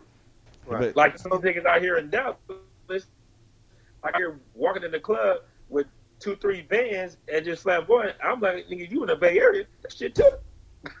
So You know what I'm saying? Like, period. so like, you know, I mean, I definitely agree. Like, I mean, you know, if I'm going to handle business or something, man, I'm always up to par, man. You know, and if I get dressed, I'm gonna put on some nice clothes. You know, that's just me. But you know, more so, you know, it be life changing things where, you know, I don't be wanting to share things because for people around people that's less fortunate. So it's not so much it's not so much of it's not so much of attracting money because money attract money. It's more so, you know, when you have to stare into the eyes of somebody who didn't take that. You know, Marcus said, you know, that everybody got the same opportunity. That, you know, we all got the same opportunities. But again, that would go right back to us discussing equal opportunity. You know what I'm saying? And I realized that, you know, that life, you know, sometimes, you know, everybody cards don't play out the same. Right. And I feel bad, you know, sometimes, like, not that I got to act like I'm broke or I'm stuck or I'm doing bad, but at the same time, I just, you know, to see when you doing good and then around people that's doing bad, it just makes them feel inferior, you know, and so I don't know. It's just how I am with people, man. You know, at one point in time, you know, in my life, you know, it was coming up. It was about having this D boy mentality, is what I was raised around to have. So I was flashy. I was, you know, this and that. But as I got older, I started to consider, you know, about other people, and also to that post, like I said, even though, you know, sometimes I feel like I don't want to share stuff because of people may be less fortunate, and other times it's because somebody always got more than what you got. You know what I'm saying? So I might be doing good. I might think I'm having some, but I know for a fact that somebody having more. So what about who am I to? what about for Huh? motivational purposes for the people that, you Right. know, because I know a lot of people, like for instance, like if my little cousin was following you or something and he seen your page and, you know, you posting stuff about, you know, you going to doctor, you know, to get your doctorate, or that, you know what I'm saying, that you got your Right, masters, and you know, stuff you doing when you talking about how you went down there and they did the racial diversity thing, like that might have a young dude be like, damn, you know something, I ain't never even thought about that. I wonder what Wood do.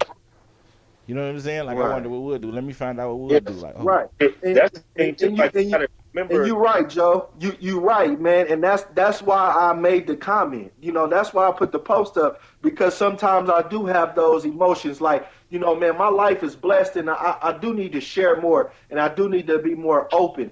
But I think, like I said, man, I think a lot of that go back just for me personally, because there was a point in time where I was too open. yeah, You yeah, know yeah, what I'm yeah. saying No, you don't want to about? be too open. I just know that we like to share our opinions on Facebook and on Instagram. Right, We like to share our funnies, our everything, but somewhere in society it got us not wanting to share those good joyful moments with people because it See, seems, right. and those And the you that's right, the moments, thing. man.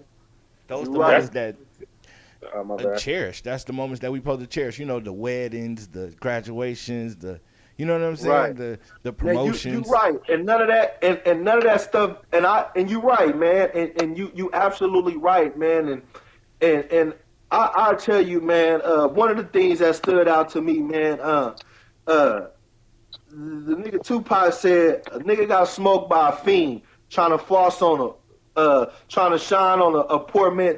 What he said, nigga got smoked by a fiend trying to floss on a poor man's dream. Mm-hmm. Basically, you know, like a lot of times, you know, when people is less fortunate, they start to envy you. You know what I mean? And True. I don't like to be envied, because honestly, bro, like I done lost friends and stuff like that off of being envied, bro. That's You a know what I'm shame, saying? though. So That's a shame that in our community we can't even show our achievements or our accomplishments with the fear of it being taken away by people that's less fortunate. right, See, yeah, and that's the that's reality. what goes back to and earlier is that, you know what I'm saying, just growing up from where I did grow up from, like, you know what I'm saying, I'm not gonna walk into a club with 3,000, but I mean that's their community out here. They do stuff like that, and it's cool because that's how they grew up. But where I grew up, like if you showcasing and you being a billboard of the next hit. So But how do you apply here's that? How do you use the stuff you learn? You know what I'm saying? The stuff that protected you at one time. How do you Right. transition that over into adult regular living when you're not living to be? And so here's what I was gonna say, and going back to Wood's point of, you know what I'm saying, being too open, because like I tell everybody myself, like I'm an open book. You can ask me anything and I'll tell you. I said, but my only caveat to that is just be ready for the answer. So at the same token, just with people of a unique, you know what I'm saying, an exception to the rule like us three here and many of the ones that we know, we have an obligation to make sure that the stuff that we putting out there is not from just our standpoint and our mindset, but also too from the mindset of somebody who may not be as independently strong as we are. You know what I'm saying? We may be able to read. I may look at Wood Post and be like, oh man, I know what he's talking about. Like, I'm not going to tell everybody that I got, you know what I'm saying, my because then they're going to think that it's me. Shoot, just go support this black owned business. Like, you know what I'm saying? So, but at the same token, I want that person that lived next door to me to know that, shoot, I came from the same neighborhood you came. Like, everything that you Right. want to do, it is a possibility. Like, going back to what I said in regards to my brother and me going to school, like I wanted him to know that you can go to college. Don't just say because you came from a single parent home, it's not reality. I want you to see that I did graduate. I came from a broken home just like you, and it is a possibility for you to do that. Because a lot of times what we do as people is we like, oh well, I can't. I look at Wood and say, oh well, shoot, Wood got his house, Wood got, you know what I'm saying, family and all this. Shoot, Wood probably had both parents in the house, and he probably came from good, like where I grew up at. Man, give stuff like that's not reality. But then turn around, kind of find out, damn, Wood stayed 3 blocks from me. Man, now, you know what I'm saying? Now I can look at it and be like, you know what? Shit, his life is a reality for my life. Right. But at the same token, we have to make sure that we spoon feed the world and the people around us with moderation, with just, you know what I'm saying, Just a little bit at a moderation. time. Yeah, because you can't give them the whole thing because they're gonna be like, oh well, shoot, yeah, he trying to stun on me. Like Don't show them the house, the car in the backyard. Just show exactly, them the exactly. celebration you had at the certain event. Yeah, I Hey, understand that. So and I understand that. I just think it's sad, man, that us as young black men, like we have to alter the way we show love yeah, due to the because fact Yeah. that it might be misunderstood. Yeah. Yeah. because and here's the thing that I've learned, man, just with this liquor thing, man. It's and I've had to really just I've been praying with God. I've just been dealing with it because I don't want to just put people out of my life that I'm not supposed to put out of my life. But I had a conversation, you know what I'm saying, with people that they just don't want to support, and they be like, "Oh, well, Machine Man, you ain't talked to me and such and such." I was like, "Man, listen, you got 3 ways to support me. You can buy a bottle, you can donate, or you can just post it for free." But I have people that I haven't talked to that I graduated high school from that just went on the website and bought just 2 bottles just because they want to see me win. For So sure. at the end of the day, like again, it's just I don't think that that's a race thing. I think it's just it's a mentality. It's a person thing. It's just you personally. Like if you generally want to see people win, you just generally gonna do what it takes for them to win, and it don't have to be a black, white, purple, or blue thing. It's just you. Like that's an individual thing. And for me, like I don't like the books and the stuff that I bought here recently from black people. It's just because I know you black. I'm gonna go piss $10 away. I'm gonna go throw $30 here. Why not pour into your dream and let you see you make it and be like, man, hey, they did that. You know what I'm saying? And we got to get more to that of like, man, shoot, like this podcast. Man, when you said, hey, man, I want you to come on there, I'm like, all right, well, how much you gonna pay me? You know what I'm saying? How much I'm getting for this episode? You know what I'm saying? Well, shoot, this your thing. Okay, boom. Let And me you know support. something, when I talk to other people and I tell them about the guests I'm gonna get on here, people ask me that all the time. Like, how much you paying people? I'm like, these are people that I hope gonna be in support of me, cause I'm like, what are you talking about? What am I paying people? Like, Right. what's going on? Where do they do that at? They do that at interviews? Cause I'm confused. That's what go on at interviews. They be paying people to interview. Yeah. Dog, I ain't want to watch that shit. You didn't pay me $1,000 to show up. Like, I'm about to be talking all cool shit. Like, yeah, and Right. like that's crazy. That's crazy, but that's why I told him. I was like, I'm not about to reach out to famous people and be, because I know famous people too. You know what I'm saying? I know people that's Right. like in the industry and doing all this, but I also got successful, educated homeboys Right. Right. And you, that I want to and you know, showcase. man, one of the things, man, another thing, man, that like I said, man, I don't really, I don't really, I live in reality, but I live forward. So one of the things is that you know when people is less fortunate, like I don't look for recognition from those what I've achieved in life. So meaning that, I'm not going to go get a Benz and park it in the hood because nobody in the hood has a Benz. So that would make me the star of the hood. I don't want to be the star. I want to be equal to everybody around me But in you the can't fact of front. when You I can't front communicate. and go back to the hood in the under, because what about the little boy who looking at you like, dang, Wood, I thought you was a doctor. He got it. He got And it. you He do, got but you it. do drive a Benz for real though. What you gonna tell them? Like, oh, look, when you come around your people, you gotta leave the Benz at home. Yeah, but look, That's this not is cool. yeah, You know because what I'm look, saying? That's like, my godmom and my best friend dad, man, my godmom and my best friend Bob dad, his dad, bro, millionaire people, bro, no lie, like nigga papered up, but you wouldn't, I didn't know that this man had a mansion, bro. I didn't know that he had a mansion until I went to his house. But when he came to the hood, he was in his Durango truck with some jeans on. Now the OGs knew he had long money, but everybody else didn't know that. I didn't know he had the S550 parked in his garage till I got close to him. okay, When my godmom, when she came to the hood, she drove her a Camry. I didn't know that she had a BMW at home. She came and was regular, so she gave me love and she reached me by looking like everyday people. okay. But on the flip side, I was mentally washed by drug dealers who pulled out stacks.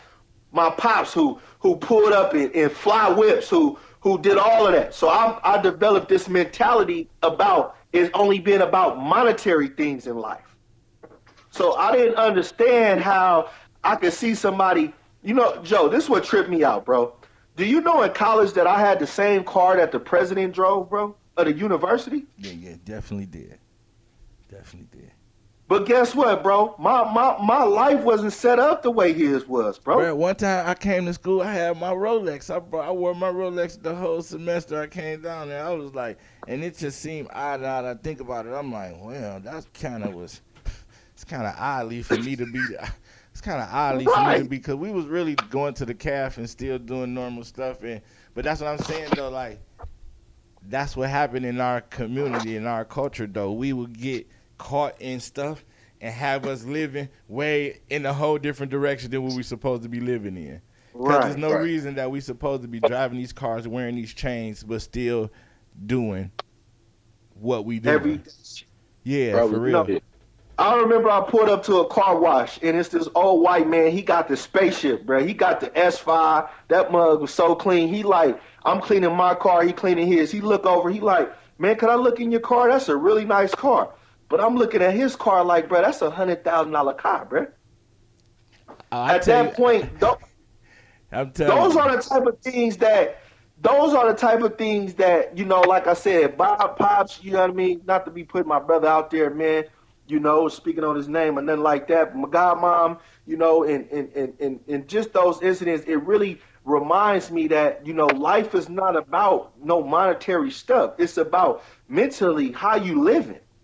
You know what I'm saying? Like when I get up, it feels so good knowing that I figured out America, bro. Not everything, But I figured out that Now I'm going to be, if I don't do nothing else, I'm going to live as a middle class citizen. let me ask you a question though, and Marcus, you too, because I know Marcus, you work out and stuff, right?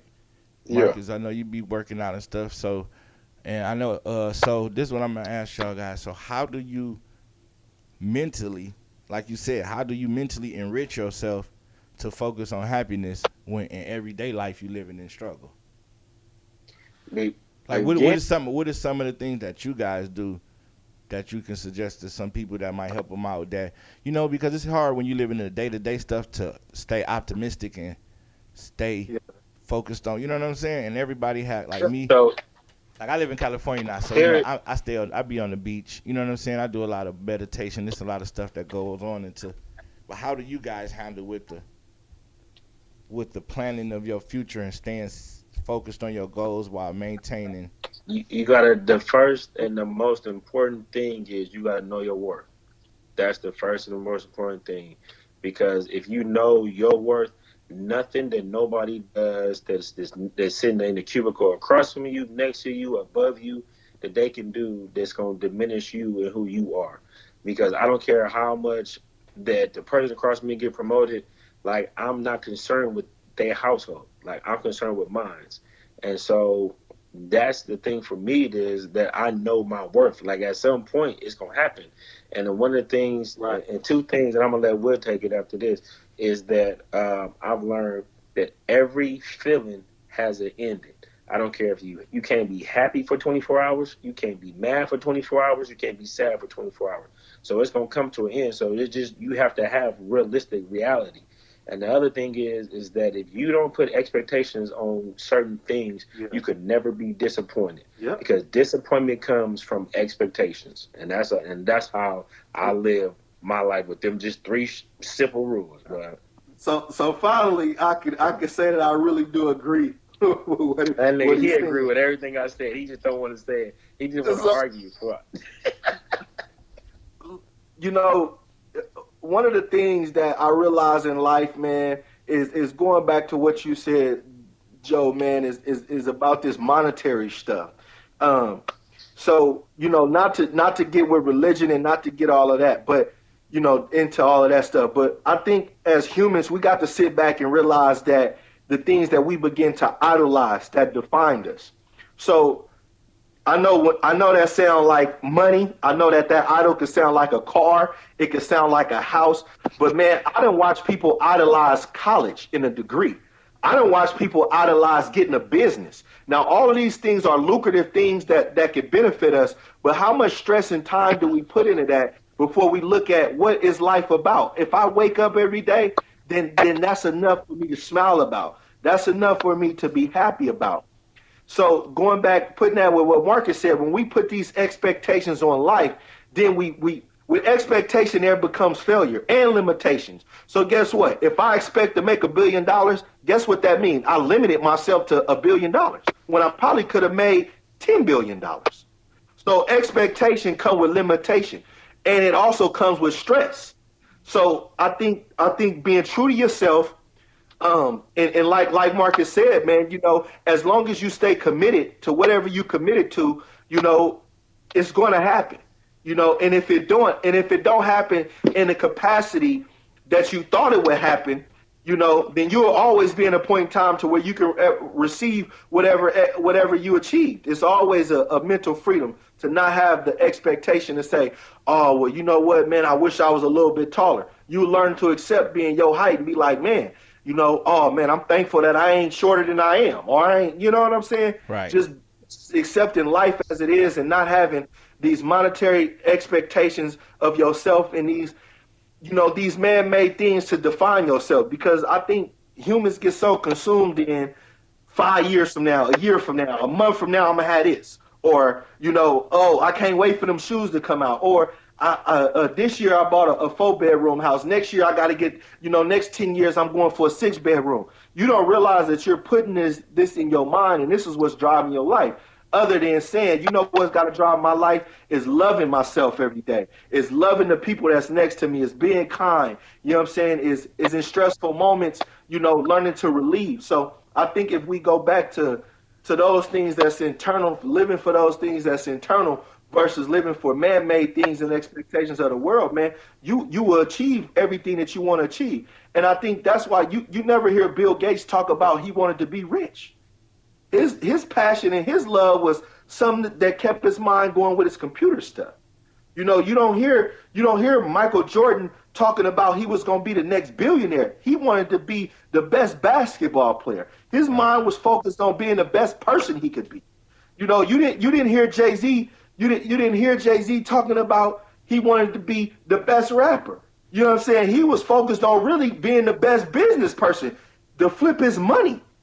That's the focus. So I think once we shift our focus on certain things, and it don't have to be necessarily man-made things, but just things that desire within us. Like, you got to be authentic to what you is. You know what I'm saying? Like, if you true to yourself, then that'll reflect in that. You'll be successful. So one of the things that I said was, in going back to my career path, was that, you know what? Oh, this is what I can talk to these youngsters about, how to get out the ghetto, about how to bust a move, about, so what if you can't read, then this is, you say you got girls, this is how you better get a girl to help you with your schoolwork. This is where you start tutoring at. If I can get them the blueprint, not just to my life, but the knowledge that I experienced, then they can make it in this world just being true to themselves. Like, you don't have to be, you like I said, you see somebody, you see Dr. So and such, and you put the label on them. But truly, then when you do it, you be like, damn, you mean to tell me I got the same doctors, I got the same degree that they got, but I don't feel like this is what this shit was?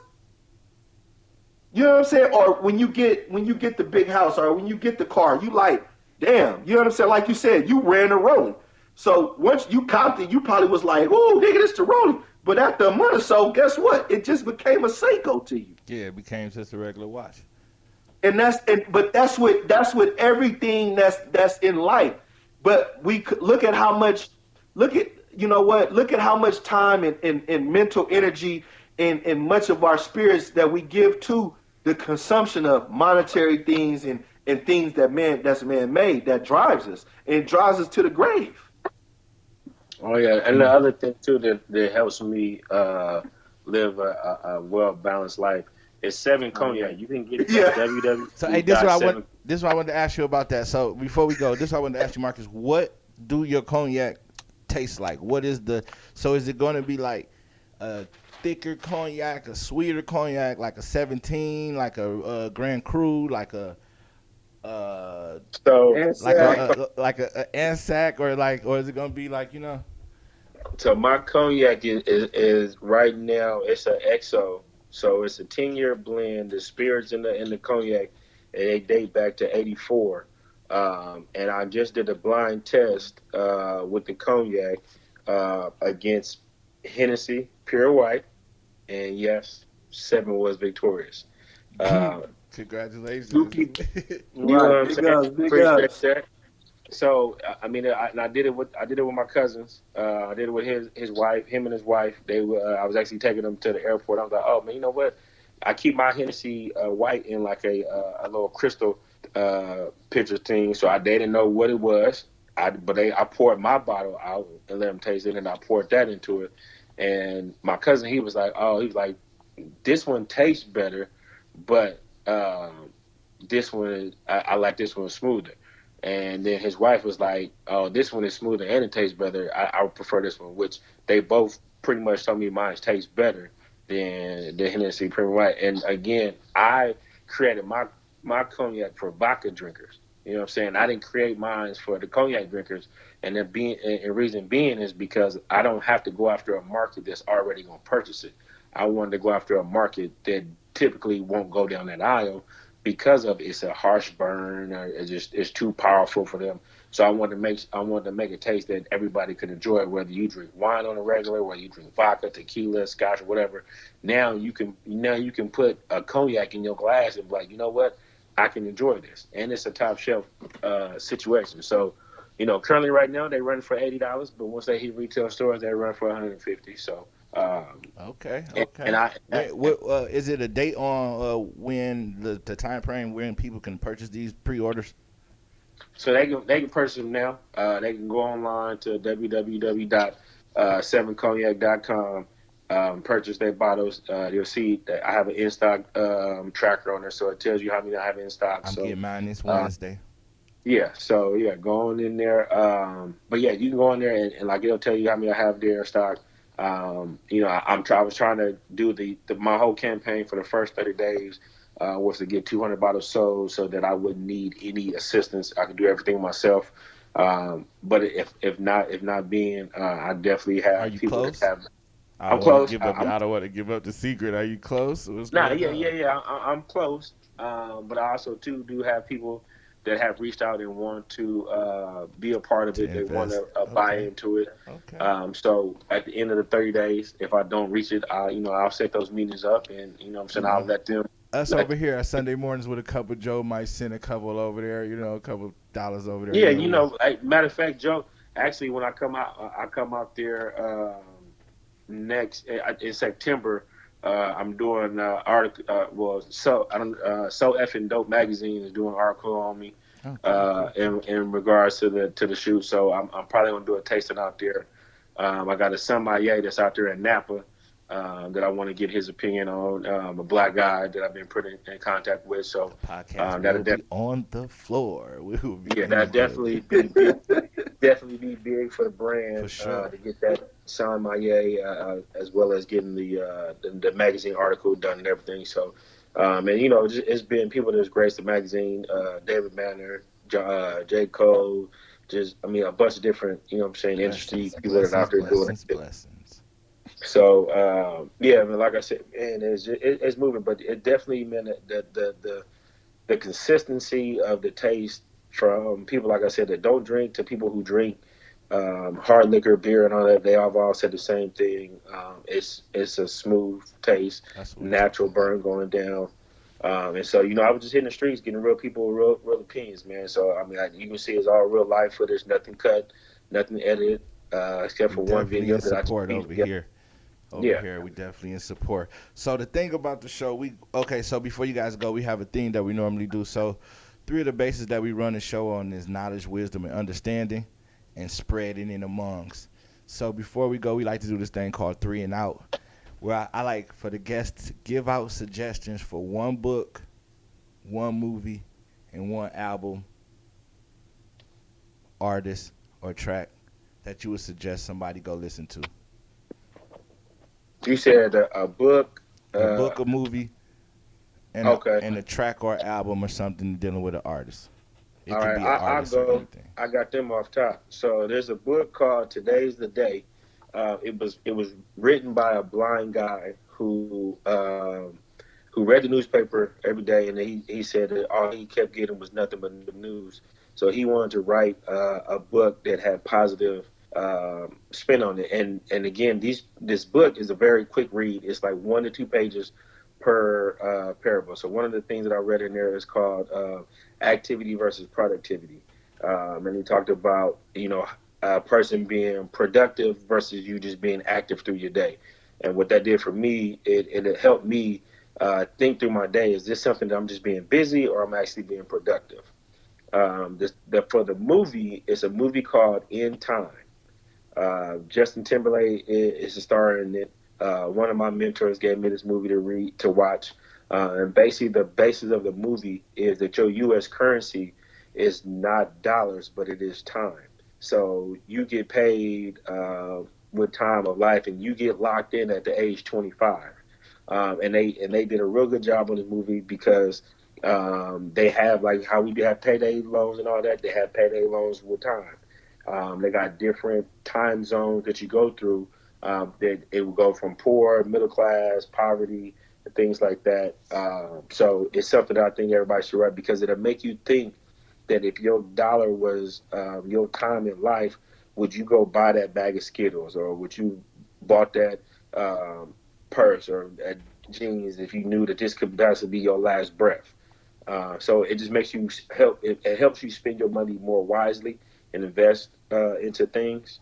And then just as far as the track go, I honestly, I mean, anything with Jay-Z, just because of the spin that he puts on it from a business standpoint, I mean, one of the things I did when I was in college, man, I had business cards that said, "I'm not a businessman, I'm a businessman." You know what I'm saying? So he say things like, you know what I'm saying? I know I'm young enough to know the right car to buy, but old enough not to put rims on it. So it's just certain things that you got to listen from a growth mindset. With Jay-Z, I feel that'll help you grow. So that's my things. Today's the Day is the name of the book.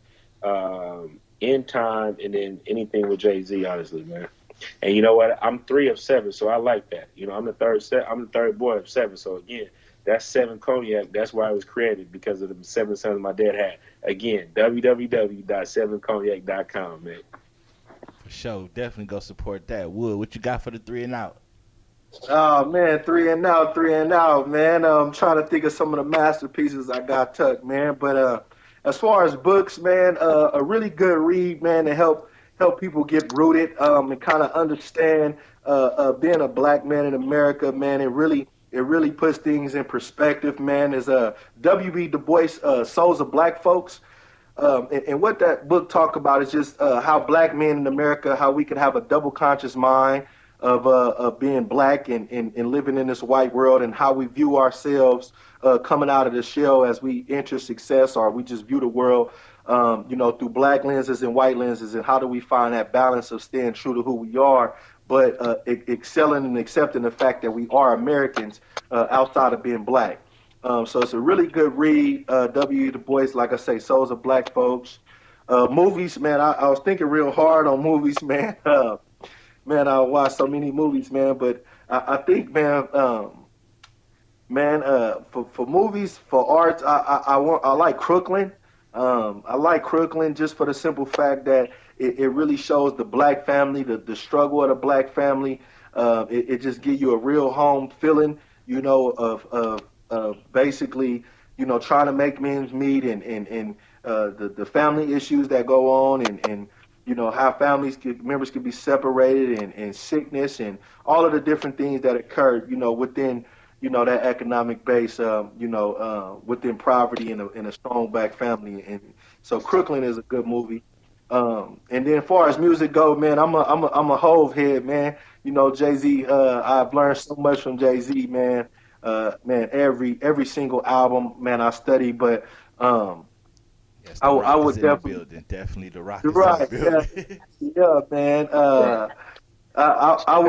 I would have to say, man, man, that Black album, man, was a good one, man.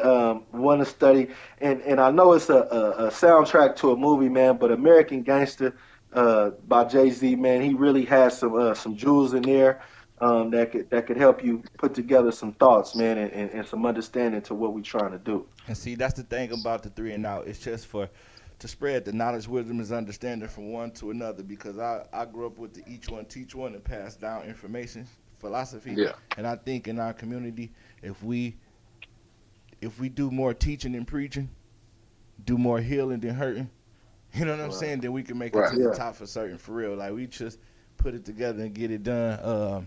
A lot of Hey. I- since I moved to California, I've been able to experience a lot of soul enriching, Yeah. soul Yeah. enriching on the journey. A lot of times in my life journey, I used to think monetary value was the best value ever, and I pushed a Right. lot of lines for money. But it wasn't until a minute that I realized that it's a bigger happiness in this whole thing. And you know what I'm saying? Absolutely. It's either and in this life you gonna always be working. It's just about whether you gonna be the worker or you getting worked over. Yeah. You know what I'm saying? Because there's never no Yeah. time when you're not gonna have to work. And I'm a hard worker, which leads to being a Absolutely. boss. You know what I'm saying? So I Absolutely. wanted to bring this platform to express our point of views and to give that knowledge and pass that down because yet and still we could have told all the trap stories we wanted to in this episode, but I wanted Right. and later on we're gonna definitely get to some of those college trap stories, but I really Can't wanted tell mine. I really wanted to for real just express and spread the consistence of stop misrepresenting the young black man in America. You know what I'm saying? Right. Like we all ain't sitting around Absolutely. doing the same thing, and everybody that came from the same place ain't running on the same time. Right. Right. So I like to thank my homeboy Absolutely. Marcus Goss And my homeboy. Hey, Go real ahead. quick, before you sign out, man, I just want to throw a bonus a movie up there that'll help a lot of people, man, just understand life and they struggle, man. Pursuit of Happiness, man. Yes. Pursuit of Happiness is probably the best movie that I can think of right now with anybody in their current situation that think it can't get no better. I mean, here it is. You had a man sleeping in a bathroom of a subway station, man. So if you think you can get lower and just to see his success story and turn into a movie, man, just keep going, man. Keep grinding, man. Joe, I just appreciate you having me on, man. Appreciate you the opportunity to share my little tidbits. This is definitely something that we need, and I definitely respect the vision. I'm definitely in support. So anytime and anything that you need, man, I got you. Oh, for sure. You already know. And my homeboy James Mclemore. Yeah, man, no doubt, man.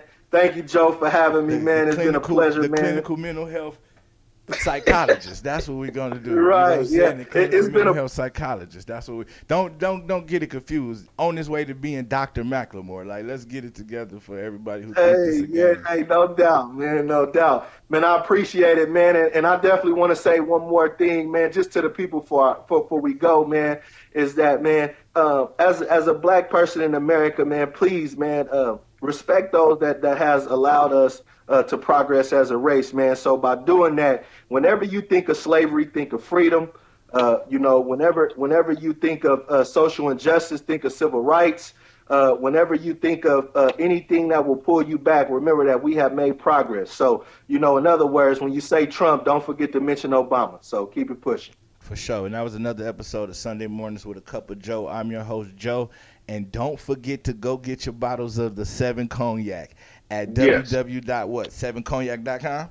Yes. Yep. www.7cognac.com. All one word, baby. For sure. And we out. If the work week is stressing you out and you're searching for a relaxing Sunday morning vibe, then come over and enjoy Sunday Mornings with a Cup of Joe with your host, Joey Stacks, as he takes you on a weekly journey for your soul that starts with a relaxing cup of Joe. So if you're in need of some great conversation with a splash of neo soul, then you're in the right place. So tune in as we catch a cool vibe with Sunday Mornings with a Cup of Joe.